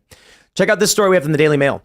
Judge fines Trump $5,000 for calling his clerk Schumer's girlfriend in now deleted Truth Social post. So you mean to tell me that after he was told to shut up, he retroactively then came back and said, okay, now you got to pay me money?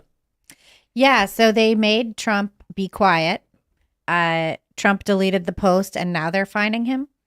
It says the judge said it was a blatant violation of a gag order preventing Trump from publicly attacking his staff. Did he call her Schumer's girlfriend again? I don't Is that what think happened? so. I don't think he did it again. I think it was just the one time. Was that before? He deleted it, but it also appeared on his campaign website. Right. This was the old post that I thought that was the pretext for the gag. It was. Yeah, he didn't want him. Engoron, is that how you say his name? Engoron, I guess. did not want Trump saying mean things about his staff. Okay, so that was the mean thing that caused him to want a gag order. Yes, And then after the gag order, he went back and is now fining Trump for this post that he had erased. yeah, because it looks like it was also on his campaign website. Hey, this is just the beginning. He's gonna. I think the judges are gonna do a whole bunch of crazy stuff. Right? They can lock Trump up right now on contempt. You don't need a reason for that. He can come in and he can wait for Trump to say anything. Hey, watch your tone with me. If you do that again, I'm going to hold you in contempt. Right. And then Trump says, okay, fine. I warned you. Lock him up, bailiff. They could play whatever shady games they want. Now, granted, he's got cameras in the courtroom, so he's trying to be a movie star here because he's a psychopath. But we'll see how that plays out. I just think many people on the right, libertarians, post-liberals, etc., keep thinking they're playing a game of chess. Where it's like, okay, well, I know the rules, you know the rules, you do the best move, I'll do the best move. Meanwhile, they're sitting back and they've got like 5 queens and they're like, what's that over there? And they put a queen on the board. And it's like, well, how do you have 2 queens? It's like, what do you mean? It's just normal. Yeah, it's like they changed the rules last year. You can now have 5 queens. Yeah. What do you mean? Last year we agreed. We all agreed. Yeah, I mean, we voted on it. why don't you have 5 queens? Oh, well, that's too bad. Right. I win. Right.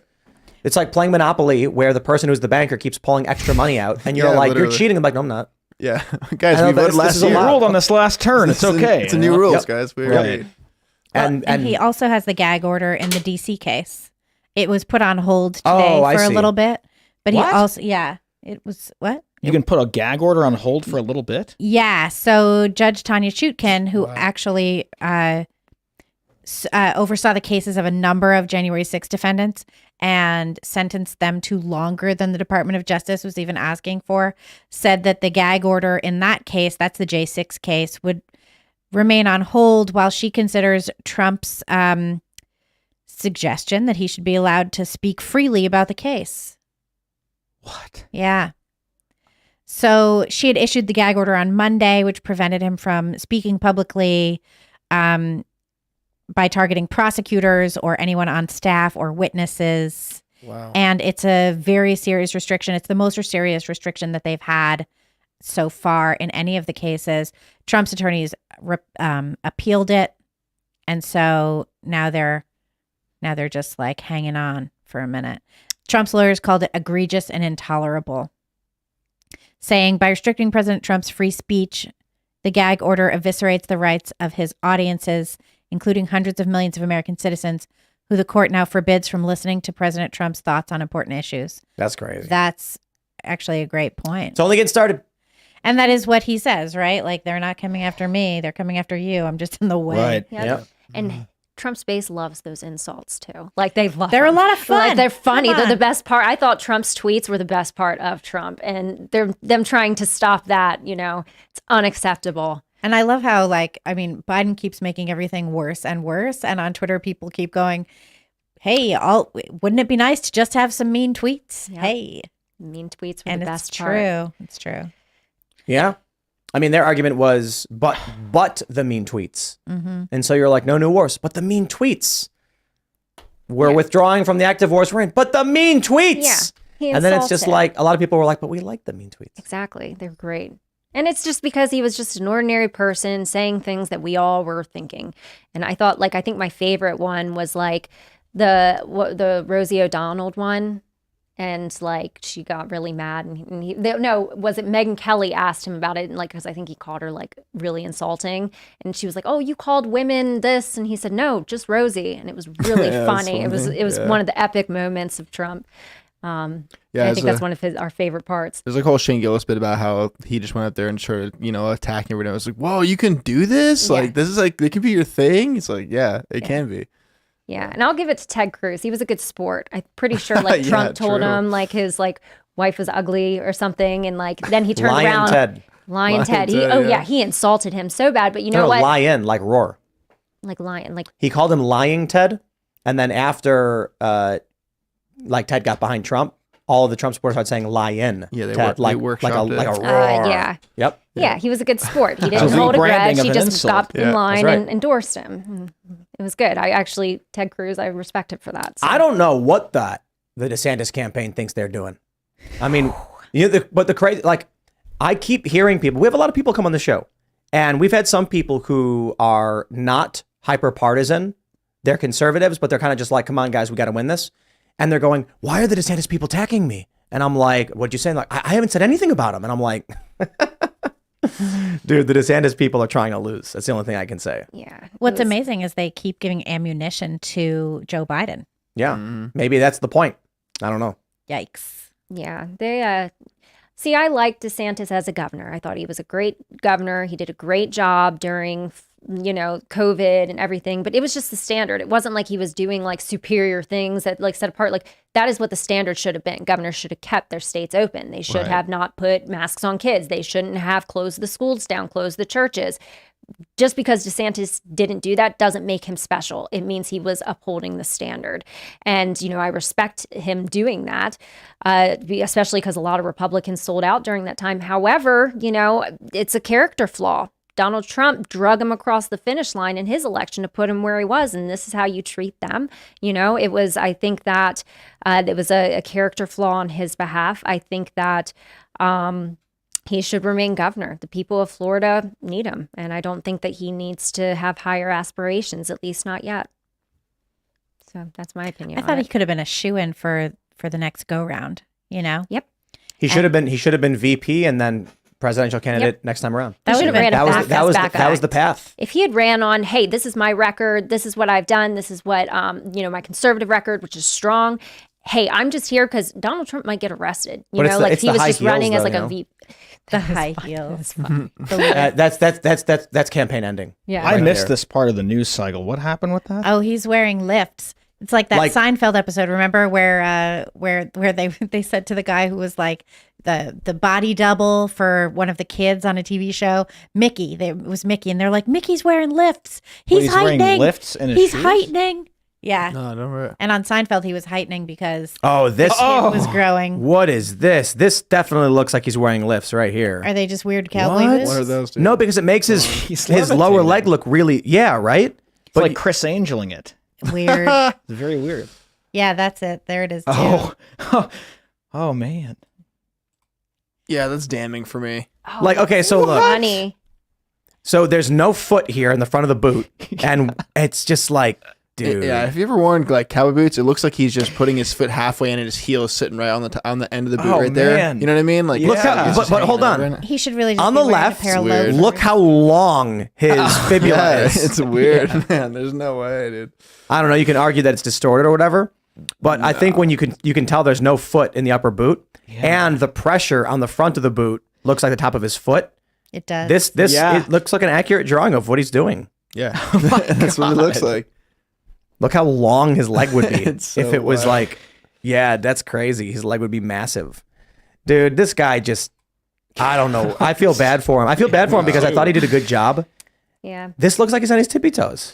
Imagine halfway put on your boot and going on national TV. Come on, bro. Yeah, that'd be was so sitting weird. down. on, You can dude. you can get away with doing like a 2-inch heel lift inside your shoe, but whatever he's going for is just He's like crazy. standing on his tippy toes, man. Yeah. It's too Also, much, like, dude. why do you need it Well, height matters, no question. Yeah. that much? It matters Yes, that it does. much? Yes, yep, absolutely. That's why. What didn't someone want a box to stand on when Trump, they were going to debate Trump or something like that? Oh, yeah, it was it like Michael New York Bloomberg? Bloomberg. It was Michael wasn't it? Bloomberg, yeah. Bloomberg wanted a box. Because he is Yeah. short he's very Not short. against Trump Yeah. though, but in the debate he wanted a box to stand Yeah, on. because he's a little thing. But Yeah, If you're 'cause- open about it, not He's trying to little and hide powerful, it, it's like- when you try Nope. and hide it. It's all a numbers game, and so the individual doesn't matter. You can come out and say, "I know you're all reasonable, right?" And they'll be like, "Yeah," but it doesn't matter because if 1% of people factor in height, you lose. So that's why everybody knows like the game played by politicians. And if you have you guys ever seen that movie, The Adjustment Bureau? Maybe. It sounds No. familiar. It's fun movie with Matt Damon where basically there's a bunch of, I guess you call them angels, who control people's destinies and are guiding people and manipulating. And so this Matt Damon is running for Senate and he loses. And then they're like, we need to, okay, he lost. That's good because we want him to run again and win later. So they're like, now we're going to get him back on track. They influence him.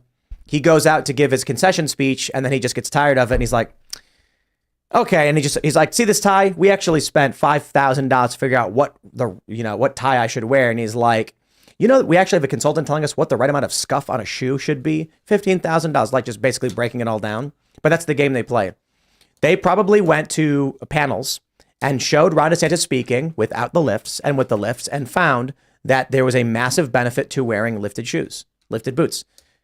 He's allegedly wearing these things. I believe it is fair to say he is because it looks like he's standing on his tippy toes in this picture and his leg looks too long in this picture. it looks like he's levitating Yeah, that's in that crazy. one. Yep. It does look like he's weird. like levitating. Oh, about the you're foot right. off. It does. It That is does. funny. It also Oh, doesn't help man. that you can't even see the back of his foot. Yeah, I was looking at polls before, like I hopped on today, and I think it's he went down 4 points just today. I was wondering Oh, what happened. not again. I was. Nikki wondering Haley what is beating happened. him in one of the latest polls and in the prediction markets. How Yeah. great would it have been to see him and Trump just like storm the country? You'd be like, nice. I don't. You know what I wonder? I wonder if they went to DeSantis and told him to run to destroy him. I'm not kidding. To destroy DeSantis? Yes. DeSantis was massively popular, was pushing a lot of anti-woke policies, look what happened to Florida under DeSantis. He was the shoo-in for VP, and we had talked about this. I'm hanging out in DC at National Harbor, and I hear a guy going like, "Oh, I can't stand Trump, man," And then I was like, "What about DeSantis?" Like, I could vote DeSantis. And I said, "What if it was Trump DeSantis?" And he's like, "Oh, yeah, I'd probably vote that." I heard so much of that.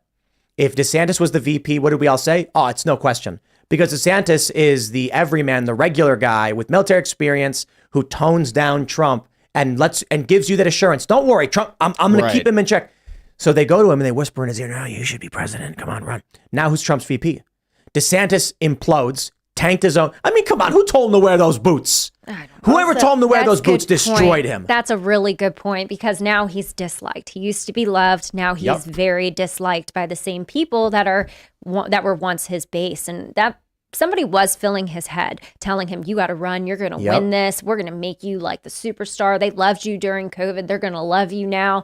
And then he ran, and then it just crumbled from there. Like, and people just don't even like him. Imagine I a think debate. you're right. I think Trump should be on the GOP debate stage. Oh, yeah. Because he's going to be like, "Show me your boots, Ron. Come on, put your feet up. Let's see it." He's wearing high heels. Oh my God. Silly. Would he That'd be be able to? amazing. That would be the best clip ever. Wow. Show him your boots, Ron. That's good. And what's Ron going to do? I love that. I wonder, because I've been saying for a while, it feels like, okay, so I'll explain this. I posted something somewhat innocuous about Florida related to Jazz Jennings. All of a sudden, the entire DeSantis communications team is insulting and attacking me. Oh, gosh. I have friends. Because who Jazz was in Florida. Because Jazz was in Florida and got surgery under DeSantis' administration. And all I said, where's Ron DeSantis? The appropriate response would be nothing. Say nothing. If you want to engage, you could be like, here's the bill we're working on. Instead, they decided to get all of their communications people to call me a moron, an idiot, other insults. And I was like, what is this? This is crazy. And I'm like, I've been praising the guy for a year. And then I said one thing and they lose it. I have friends who worked in his campaign. We know that the DeSantis campaign has an explicit rule. You do not go on Timcast IRL. I've talked to some of these people. They're just like, I'm like, you do realize a bunch of prominent DeSantis fans are asking me why you're insulting them. I'm not, it's up to them to speak out.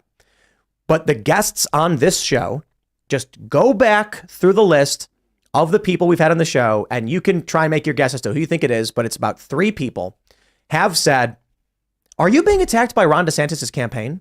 And then I'm like, I laugh about it. I'm like, oh, they insult me all the time.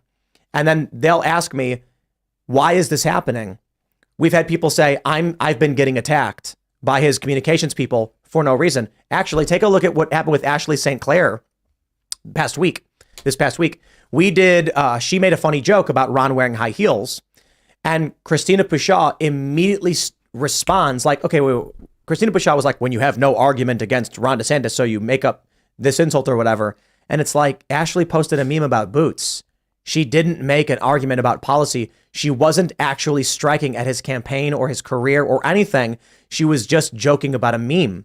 No, I can't say And that. immediately his communications people decide, here's an opportunity to sink him a few more points. Yeah. Mm-hmm. Make us appear stodgy, ignorant, and anyone in PR knows if someone is highlighting, say, Ron DeSantis wearing high heels, the last thing you want to do is pour gasoline on the fire. Right. And announce it to your base. It's happening. You say, no, everyone shut up and let it blow over. If you engage with it, you will make it a meme, you will make it public, and you're fueling the fire. Yeah. And look where we are now. Especially it's with only because Ashley, of that. because Ashley will now find out for sure if he's wearing lifts or not. Well, now she people will wanna not know. rest. Yeah. And I wanna know. Yeah. I mean, she's very diligent. She will find out. I can't wait. Me too. So I wonder if when we were all praising DeSantis and he was at the top of the prediction markets, beating Trump last year, and we were all like, he's the guy. Then Trump started coming back and picking up his speeches were getting better. And we're like, I think it might be Trump. And everyone said, I think it's Trump DeSantis. I'm willing to bet that the never Trumper neocon said a Trump DeSantis ticket is unbeatable. How can we stop this? Let's throw money at DeSantis and convince him he must run and he'll win. Yep. So they show all these polls, these prediction markets. They whisper in his ears, you're the guy, man. You're the heir. It's not going to be Trump. It's going to be you. And he goes, you're right. I should run. Destroys his relationship with Trump, the Trump base. And now you have fractured MAGA. People in Florida who moved to Florida for DeSantis fervently love him. So we had this event in Miami. We just about sold out. We got to maybe like, I think we were short, like we had like 100 seats available out of 850 or something. And one of the responses we got was, for a Miami event, a lot of the people here who would agree with these politics are huge DeSantis fans. And so they're like, we don't want to come and watch this because you guys rag on DeSantis or whatever. They're fervent. Look, if you're willing to move from your state to Florida because of Ron DeSantis, you don't want to be told you've backed the wrong horse. Right. So a lot of people are just like, no. But imagine what it would have been. Trump DeSantis was unbeatable. And now what do we have? DeSantis wearing high heels? Yeah. This is worse than the yeehaw. Remember who is that guy? Yeah. And I'll tell you who what, is I that? don't see a Yeah. single. Oh, you mean Howard Dean? No, I remember Howard that. Dean. Yeah, Howard Yeah. Dean. That's right. That So killed his good. campaign. That That's ruined him. I had a friend working on that campaign at the time. And I remember after it was like a yop or something like that. Yeah, it was crazy. So really bad. And I called my friend and I was like, what the hell? And he was like, no, we're done. We're done. It's over. Wasn't he leading? Yeah, he was doing great. He And was then doing Dave great. Chappelle did a thing like Yeah. Crazy. Yeah, I really like funny. heard about yeah. this and I didn't even know the guy's name and I just googled Howard like Dean. guy destroys his career with a bad sound and he popped up and it Right. was really bad. really and it was funny. like, yeah, I see. It was like when Michael Dukakis got in the tank, and nobody remembers that but me. But yeah, that was extreme as well. Yo, this picture's crazy. Yeah. Come on. I levitating. know. That's the best one for me. you can see the shadow below his foot. That is Like so you can funny. see the heel on the ground, but he looks like he's on his tippy toes. That's Dude, crazy. Come dude. on, bro. Something doesn't make sense. I mean, just it's kind of don't- like they photoshopped him really well into this picture almost. it looks It it does looks look fake. fake. But it's does a look tweet. fake. Look, I don't know. Wow, that's a good one. Someone had to have made a fake Oh, image. that's Like, Can't be funny. real. that's the thing. Like, could this have been photoshopped? I mean, I saw the video. I watched a video of it. We just really need to find the boot maker. I Right. mean, this is custom. Who cares? Yeah, It really does When I saw look. this, when I saw When you look this, at the that's- boot, yeah, it looks like this is hard plastic and this is leather, and you can see the shape of his foot pressing up against it. Right. And look at his left foot, dude. It is. Yeah, those are misaligned. like special made Well, does he Frankenstein have like boots. does he have one leg shorter than the other? Well, both his legs are absurdly long if these really are his feet. I don't know, man. I'm gonna see if they make boots I for don't know. this occasion. I just know I'm not voting for him because he's got weird shaped legs and looks like a He's a good wearing dude with a female heels. campaign doing everything to destroy him. yeah. That's crazy to me. Well, I don't see a single DeSantis flag in Florida. This is like DeSantis's home state. In those trailer parks, it's nothing but Trump. Trump's got the working class down locked. And DeSantis, I mean, you're right. I think that some never Trumpers like the Bush Republicans probably got in his ear, threw a bunch of money behind him, said, you're going to win and just go. And then really, in reality, divide and conquer. Yep.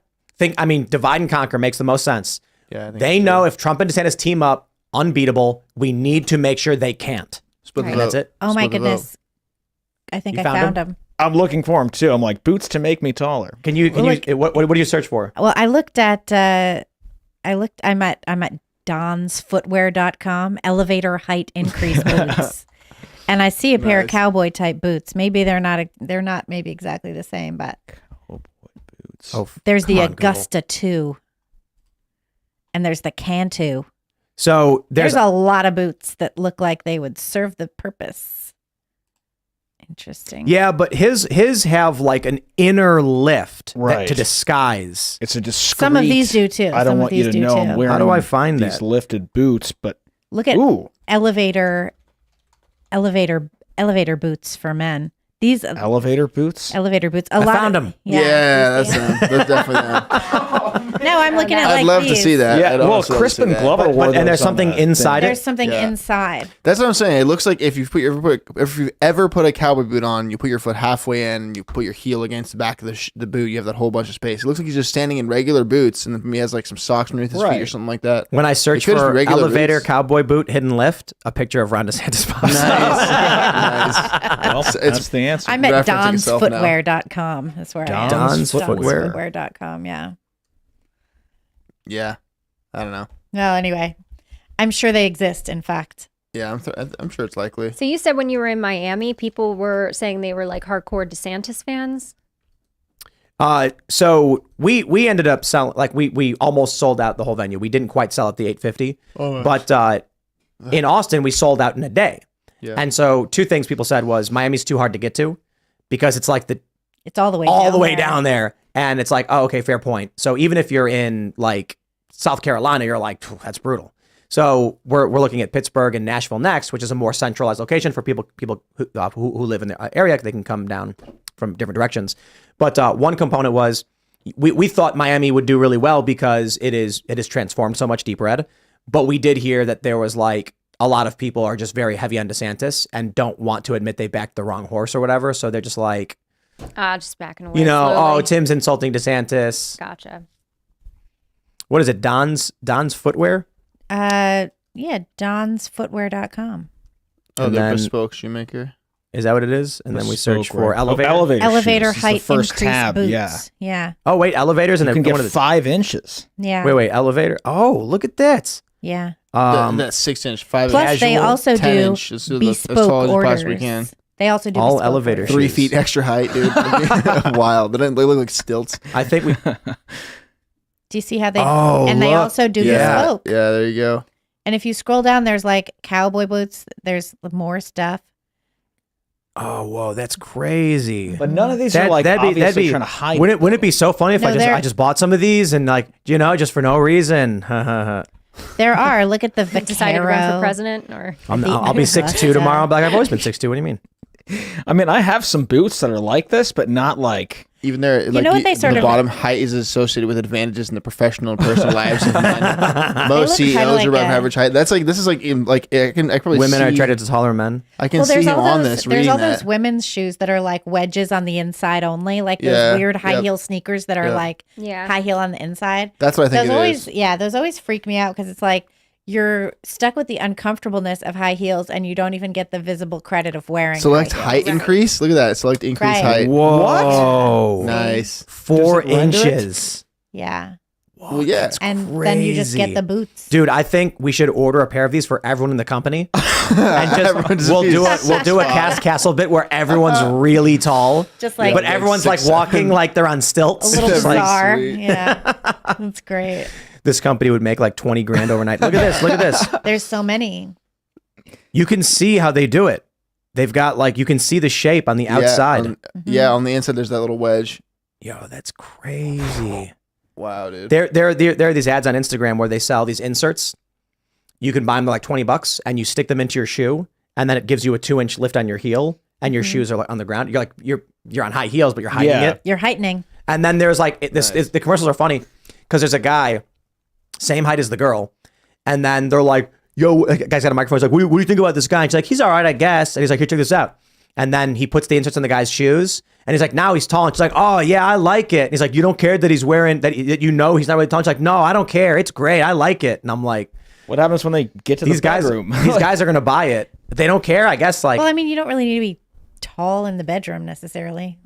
I mean, increase height 3.1 inches. That's or they crazy, just keep the shoes dude. on the whole time. That they happened will. on that actually happened. That was another Seinfeld episode. Actually, Oh, really? He was wearing hiking, but he was wearing like what do you call them? The Timberlands. He was wearing Timberlands. George was wearing Timberlands. Oh, it made him taller. And he would never take them off. And he was like wearing Timberlands in bed. He was wearing Timberlands to a wedding.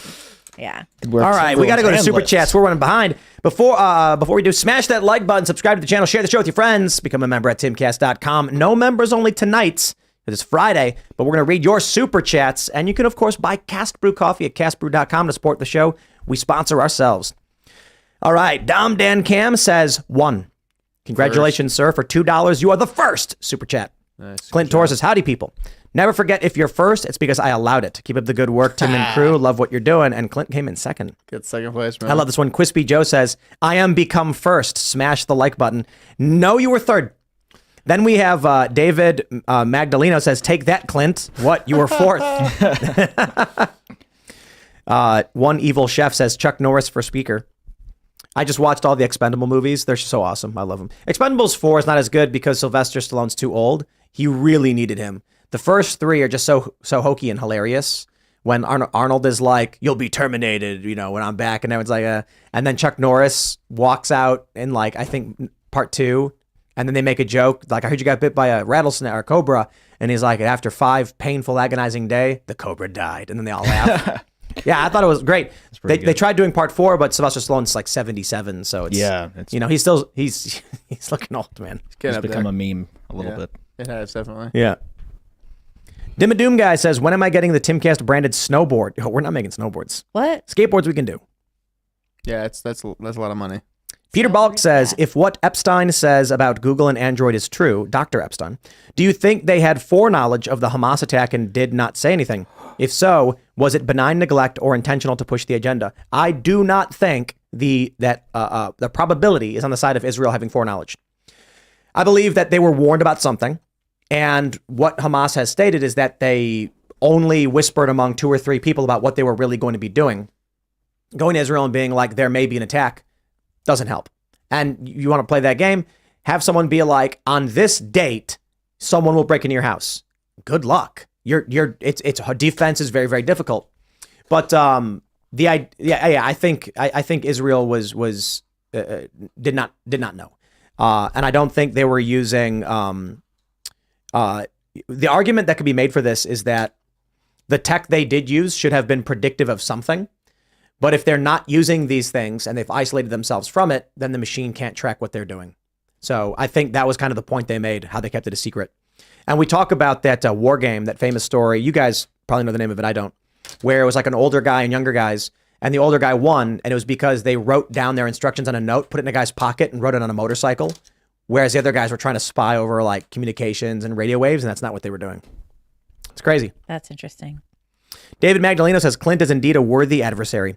Till next time, theory here, big government maintains a spending amount to collapse the dollar by 2030. I will not eat the bugs. Neither will I. I honestly have no problem with eating bugs. It's just taking away people's options and choices and forcing them to do it. Right. I actually think like y'all should be prepared to eat bugs, not because of, fake meat or living in the pod. It's because if you truly want to survive in a conflict or in chaos, you will do what you must. Yeah. It'd be like someone like, do not eat the bugs to me means you will not take away my choice for some arbitrary reason of control. I won't be forced to. Right. But look, no.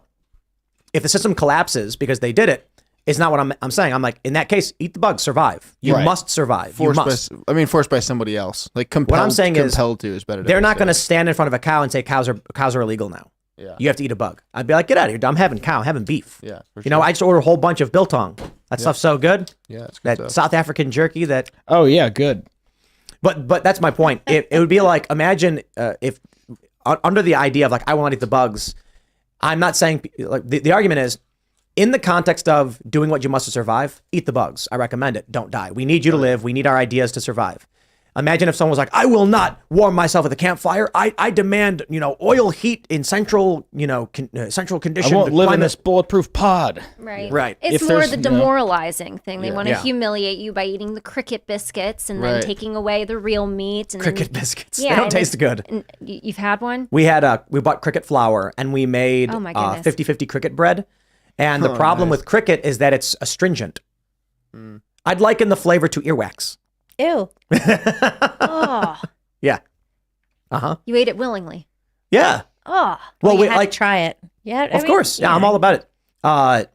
I don't advocate for fake meat or bugs forced on people, but I certainly think if you're someone who's like, I'm not eating a bug, good luck when you're in a car accident in the middle of the woods or you get lost and you're like, oh no, what do I eat? It's like, well, you can eat bugs. Yeah. Like pick up a log and find a bug and chow down because you need to survive. Like the Ferengi. They Yeah, eat but bugs. like, Yeah, they yeah, do. but even at that point, then you don't really have a choice. Like you got Yeah, to eat it's- it or survive. It's Your choice is compelled gone. Yeah, compelled bug eating that I'm not Held down with. buggy. right. Right. I- Compelling me. if the Not government like says Klaus we're making Schwab, you eat Yeah. Z-bugs and yes. oh, In Canada, nothing. they Like have we eat bug steak cheese and you puffs. eat yeah. bugs. You're still desperate either Yeah, way. like the bug cricket puffs. cricket puffs. Cricket What? puffs in Yeah. Canada. Yeah, in Canada they have a whole industry that the government is helping boost up, and they're making cricket farms and all of this stuff so that you will eat the bugs.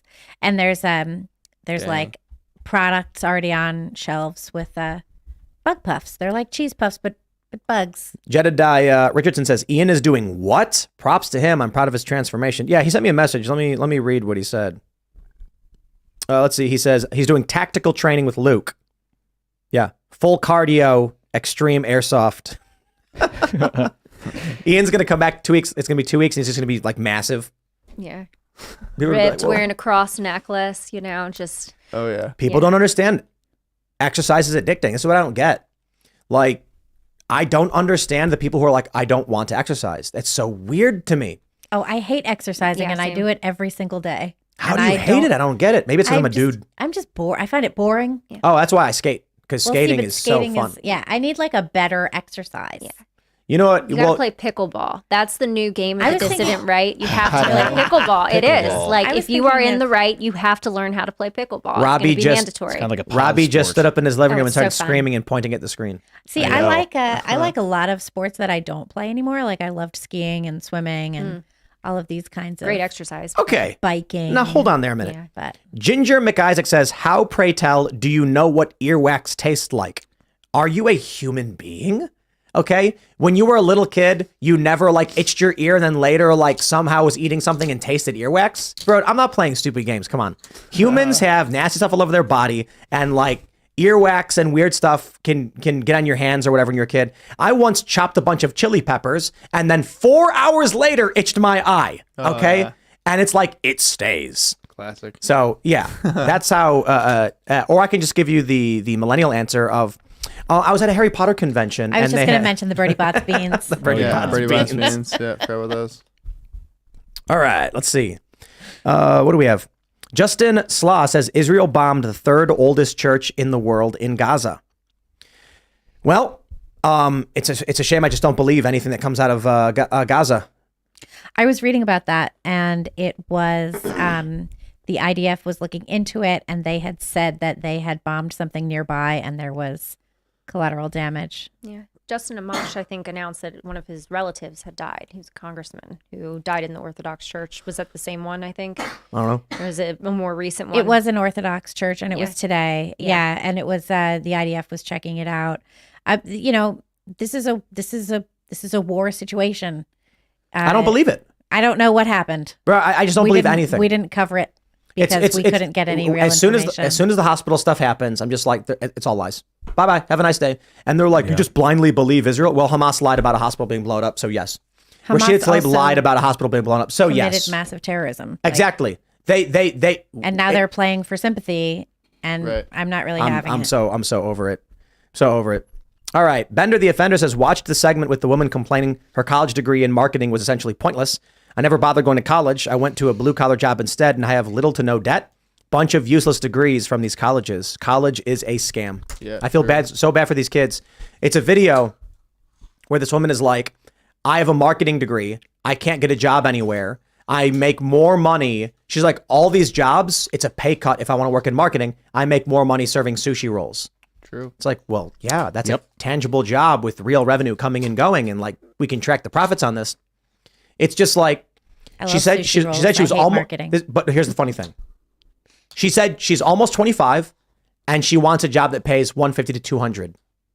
And I'm just like, man, these kids. 150 to 200 at 25? Yeah. Wow. That'd be wild. Honestly. My first job, I will say, I went to school. I studied theater and philosophy. Because I'm obviously very intelligent. So, but my first job out of college was I was making literally $16,500 a year. Wow. Yeah. That was a long time ago, right? It was, yes. I mean, it was back in the 1920s, so it was a very long time ago. Well, see, but yes. See, when it comes to college, it's a real shame that they're pumping out communist and Marxist ideology, because during COVID, we learned that we need doctors on our side. We need lawyers on our side. We need people who are going to go get educated, get degrees, and actually start making change, because we aren't going to really, even though I love trade schools and I think that everything has a place, like we have a place too, especially in the professional arena. And what do you need college for? Huh? Name a job. What do you need a college for? Name a job. Like being a lawyer, you have to have, you have to be able to pass a bar. There's one. Okay. Well, actually, you don't have to. You don't actually need to. You can just read the law. Kim Kardashian was doing that. You can actually pass the bar without going to college. They probably won't let you into the bar. Like you can pass the bar, but they won't let you into the actual bar. Yeah, you can. If you didn't pass college. Pretty sure you don't need to go to college to be a lawyer. You just need to pass the bar. To make you an attorney. That's true. To be a probably lawyer. To be a doctor. Okay, medical school is medical school is very specific. Yeah. Engineering. No. Well, no. I mean, I'm not saying you don't have to, but I don't think that an aerospace engineering company will hire you without a degree. Not true. Well, I don't know. I'm not, because I know people who did not have degrees in engineering who worked for aerospace engineering companies. Well, out in the Mojave Desert. I know someone who tried. Mojave Spaceport. That was really cool. Yeah, that sounds cool. I think I have a video on my Instagram of it too. So I know people who worked there and did not have degrees and were machining parts and working on these things. All that was necessary was the capability and understanding. Degree was not required. Do you want to know when I was in college? Any job? Anybody have a job? When I was in graduate school at Columbia University, one of my professors did not have a college degree.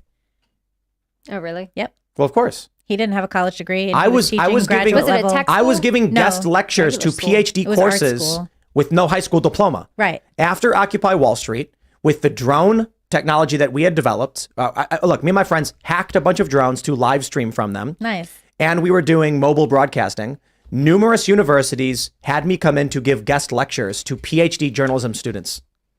And I'm like, I didn't go to high school. And I was like, how is it that I have a career that I'm now developing new technology in the space, in the field, covering historical events, and you guys who are 4 years older than me have done nothing, and you have 100K in debt.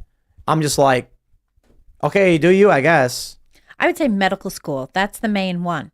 Yeah, Right. I Yeah, want my, that's right. I want Think of my any other surgeon ones. going to a So, college. out of I don't all even the think jobs in accountants, existence, like accountants don't even need to go to college. Like you just need to get you just your need license. to actually educate yourself and figure it You out. need a license to be a CPA. Yeah. Yeah. But you can get a license. Like you can learn accounting. You can apprentice accounting. So what we did with the drones, for those that are asking, was we took the AR Parrot, we downloaded the software development kit, the SDK, and we then opened it up and started basically moving through like the code to see how, like the paths of what it was doing. And then we redirected its stream to this is all rudimentary. This is like the early days of live streaming. So it was really ridiculous how we were pulling this off. But we used a computer with I think we had a PlayStation controller or an Xbox controller to input the controls, which we basically had to program. Like we had to look at how the controls were programmed for the phone because it was touchscreen, left, right, up, down, and then just associate that with the controller. Not difficult at all. All of this took only a few minutes. And then the difficult thing was just, it's all duct taped together, so it like doesn't work properly until we finally worked out the bugs. I did not do the coding. I basically just, I did a lot of the basic stuff, and then I had a friend of mine who did the more coding heavy stuff, but I did all the live stream stuff. So anything related to how we broadcast, which again, not particularly difficult. The hard part was actually looking at the code and the software development kit. But then I got it to actually, it was a team effort. We all worked on it. We actually had the drone flying around live broadcasting. It was super cool. And yeah, for those that are asking. And then because of that, someone wrote that I built a blimp, which I never did. And it made it to Wikipedia that I invented a Zeppelin. And then no matter how many times I said I did not invent a Zeppelin, they called it the drone stream. And then the Zeppelin had some name. And I'm like, we didn't do this. And then it took like 7 years to get it removed from Wikipedia. But then I decided a couple years ago, I'm going to make it retroactively true. So then we did. And then they refused to reinstate the article claiming I did because it was false, even though it's true now. Wow. That's fun. Anyway. Yeah. So my point about college is I have too many friends who have moved towards communism because of their debt. Demanding Joe Biden get elected because they're in debt and they want the debt relieved. Yeah. Too many people who can't get jobs because the jobs can't pay enough to cover their debt, and the debt did nothing for them. Right. Mm-hmm. It's almost like that was planned. There was the whole point is to put them in debt so they shouldn't say, oh, everything's unfair. I can't get a job. I can't work. They have to become quote unquote Marxist in order to say like, I deserve money, guys. Yeah. Right. But also, like they planned it. You know, when we signed away, we were like 18 years old signing away huge debts that we didn't know that it was a racket, really. And then they also, like at the same time, are bringing in all these migrants who were forcing Americans and American students to compete against as cheap foreign labor, pushing our wages down. Like the system is stacked against us, and it really is. And, you know, I think that I'm going to get probably hit for this, but I do agree in some form of student loan relief or forgiveness program in a way where people can pay back their debt fairly. I do. I think that there is a way because a lot of people didn't know. I think all interest should be abolished. I think that's fair. I agree. So Student loan debt interest is insane the way that it's wild. Here's how it should work. compounds, essentially. We should go and look at all the loans and subtract all interest from the point of the loan from the remainder of it. And then if it exceeds what you've already paid, you get a tax credit towards that remaining balance. So let's say you took out a loan for 50 grand. And because of the interest, you've paid back 80 and still owe 70. So we say all interest is gone, which means you're in excess of $30,000 of your loan. We'll apply that to your future taxes. Mm-hmm. And that way you must pay back what you were given and what you spent, but the interest is predatory. And that's the compromise. That way nobody gets a freebie. You still got to pay back what you borrowed, but we do recognize this was bunk and BS. Mm-hmm. Yes. And seize college endowments so that it depends on like the success of the student to make sure they get paid back. Yeah, because right now it doesn't matter. They can send a student off and they fail at life and it doesn't matter to them. They're losing all this now though because of their support for Hamas. So all these billionaires and millionaires are like, we are no longer going to be contributing. Have a nice day. I think the universities should pay off the student loan debt with their endowments. I just think the interest. I like that. Just the interest. I think the individual must pay what they got. I like. We can argue. Yes, we'll forgive student loan debts with the endowments. That still means a bunch of leftist communists got 50 grand for free. Yeah, there's no need for that either. Well, so the idea is, if you got $50,000 and then bought things with it, you got a degree. That degree's valuable, right? Okay, you bought food, you paid rent. You must pay back the value that you were gifted, but the interest is predatory. So seize the endowments, cover the cost of all the interest from the endowments, and then the individual must pay back their principal. Yeah. I took out student loans just so that I didn't have to work full time while I was in grad school. Did you pay them back? Yeah. Well, there you go. You would get a credit for all that towards your taxes. That'd be nice. The interest. That'd be nice. Yeah. I know people who were like, I took out $70,000 in loans and I owe $100,000 right now after paying $80,000. Yeah. I'm like, what?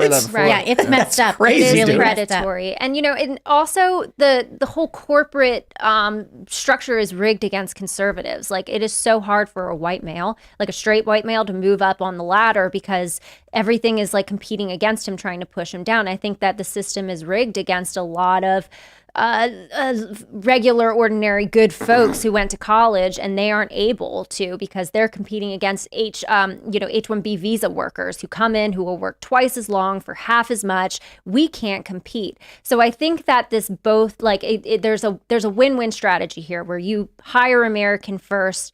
You don't make them compete with cheap foreign labor. You pay them a fair wage, and then we could pay our debts back without interest. I liked that very much. And that is possible, but I think there is a way forward that is fair for everybody to pay their student loan debt or be able to afford it and have jobs and working lives. Like, conservatives, we all work for a living. We all have jobs for a living. These left-wing people, a lot of them sit at home and don't do work.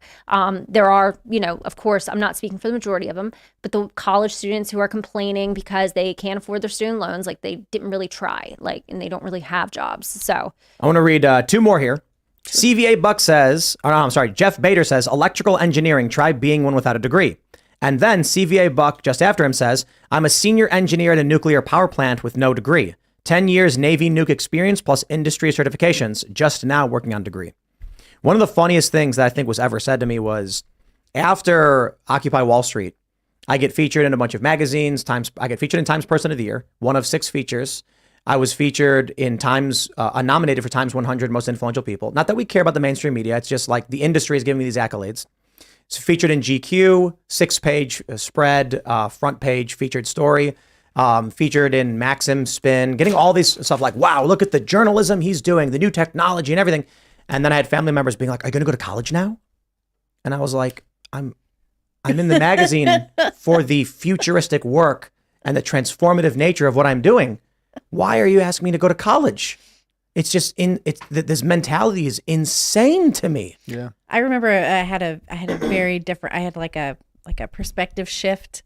This was ages ago at this point, but my mom, I went to school for art. I was doing theater arts and whatever other stupid stuff I was doing. And my mom always hated it. And she was always very critical of the work I was doing. She was like, oh, you're working really hard and you're not making any money, and your brother's making all this money and whatever else. And then I stopped doing that and I started doing this, journalism and editing and all of this kind of stuff. And she was like, honey, why are you doing that? Why? That's not such a great thing for you to do. And I was like, oh, I will never please the people who want me to do something different. So I'm going to not worry about it ever again. I was a director at a nonprofit, which is a job that requires a degree. You'll never find one that doesn't, and I don't have a degree. There's no reason for a degree to be a director of a not-for-profit. They have their arguments, but all of these companies are like degree required in these fields, and I'm like, I don't have one. And it's just like, if they require it, but it really doesn't require the degree in order to do the job. I'd rather have somebody with experience, 10 years experience, rather than a 4-year degree that they just came out. I think this is the difference between boomers, Gen X, and millennials. Gen X and millennials are more likely to say, I don't care about a degree, can you do the job? Boomers are more likely to say, get a degree. And True. We'll go a little bit over, but I just want to wrap this one up. In my perspective on this is that boomers didn't need degrees. because after the greatest generation, after the World War II, we had this tremendous economy. We had this massive manufacturing base. And so the economy was really, really great. Right. So if you were a high school graduate, you could have a family. If you went to college, you'd make six figures back then, a lot of money. What happens then is a bunch of young boomers see their college grad friends making six figures and they're like, damn, I should have went to college. College is what makes you money. When in reality, if you don't need to go to college, if everyone around you can survive off a high school diploma and you say, no, I'm going to college, it was likely because you were pursuing a passion. You were chasing after something you really wanted to learn about, computers or whatever. Your passion is why you made six figures, not the college degree. Right. But the people who didn't go thought it was the degree itself, told all their kids to get it. Millennials then started going to get degrees. Gen Xers were just like, I don't care if you have a degree, dude. Can you do the job? Right. And so that's where we are now. But we'll wrap it up there because we're going a little late. Gen Thanks Xers for are still like that, I will say. Right. Smash the like button, subscribe to this channel, share the show with your friends. You can follow the show at Timcast IRL. You can follow me personally at Timcast. Thanks for hanging out, everybody. And Lauren, you want to shout anything out? Thank you so much for the opportunity to come on Timcast. I really appreciate it. It was truly an honor. You can check more of our content over on the Stu Peters Network, that's stupeters.com, or you can follow me on Twitter at Lauren Witzke DE. Right on. Thank you. Always fun hanging out on Fridays. I'm very excited to do some music stuff coming soon, and we'll likely post those clips on Timcast Music. You can follow that at youtube.com/TimcastSongs. If you want to follow me, just at Carter Banks anywhere. Libby? I'm Libby Emmons. You can find me on Twitter at Libby Emmons, and you can check out all the work that we're doing at thepostmillennial.com and humanevents.com. Thanks.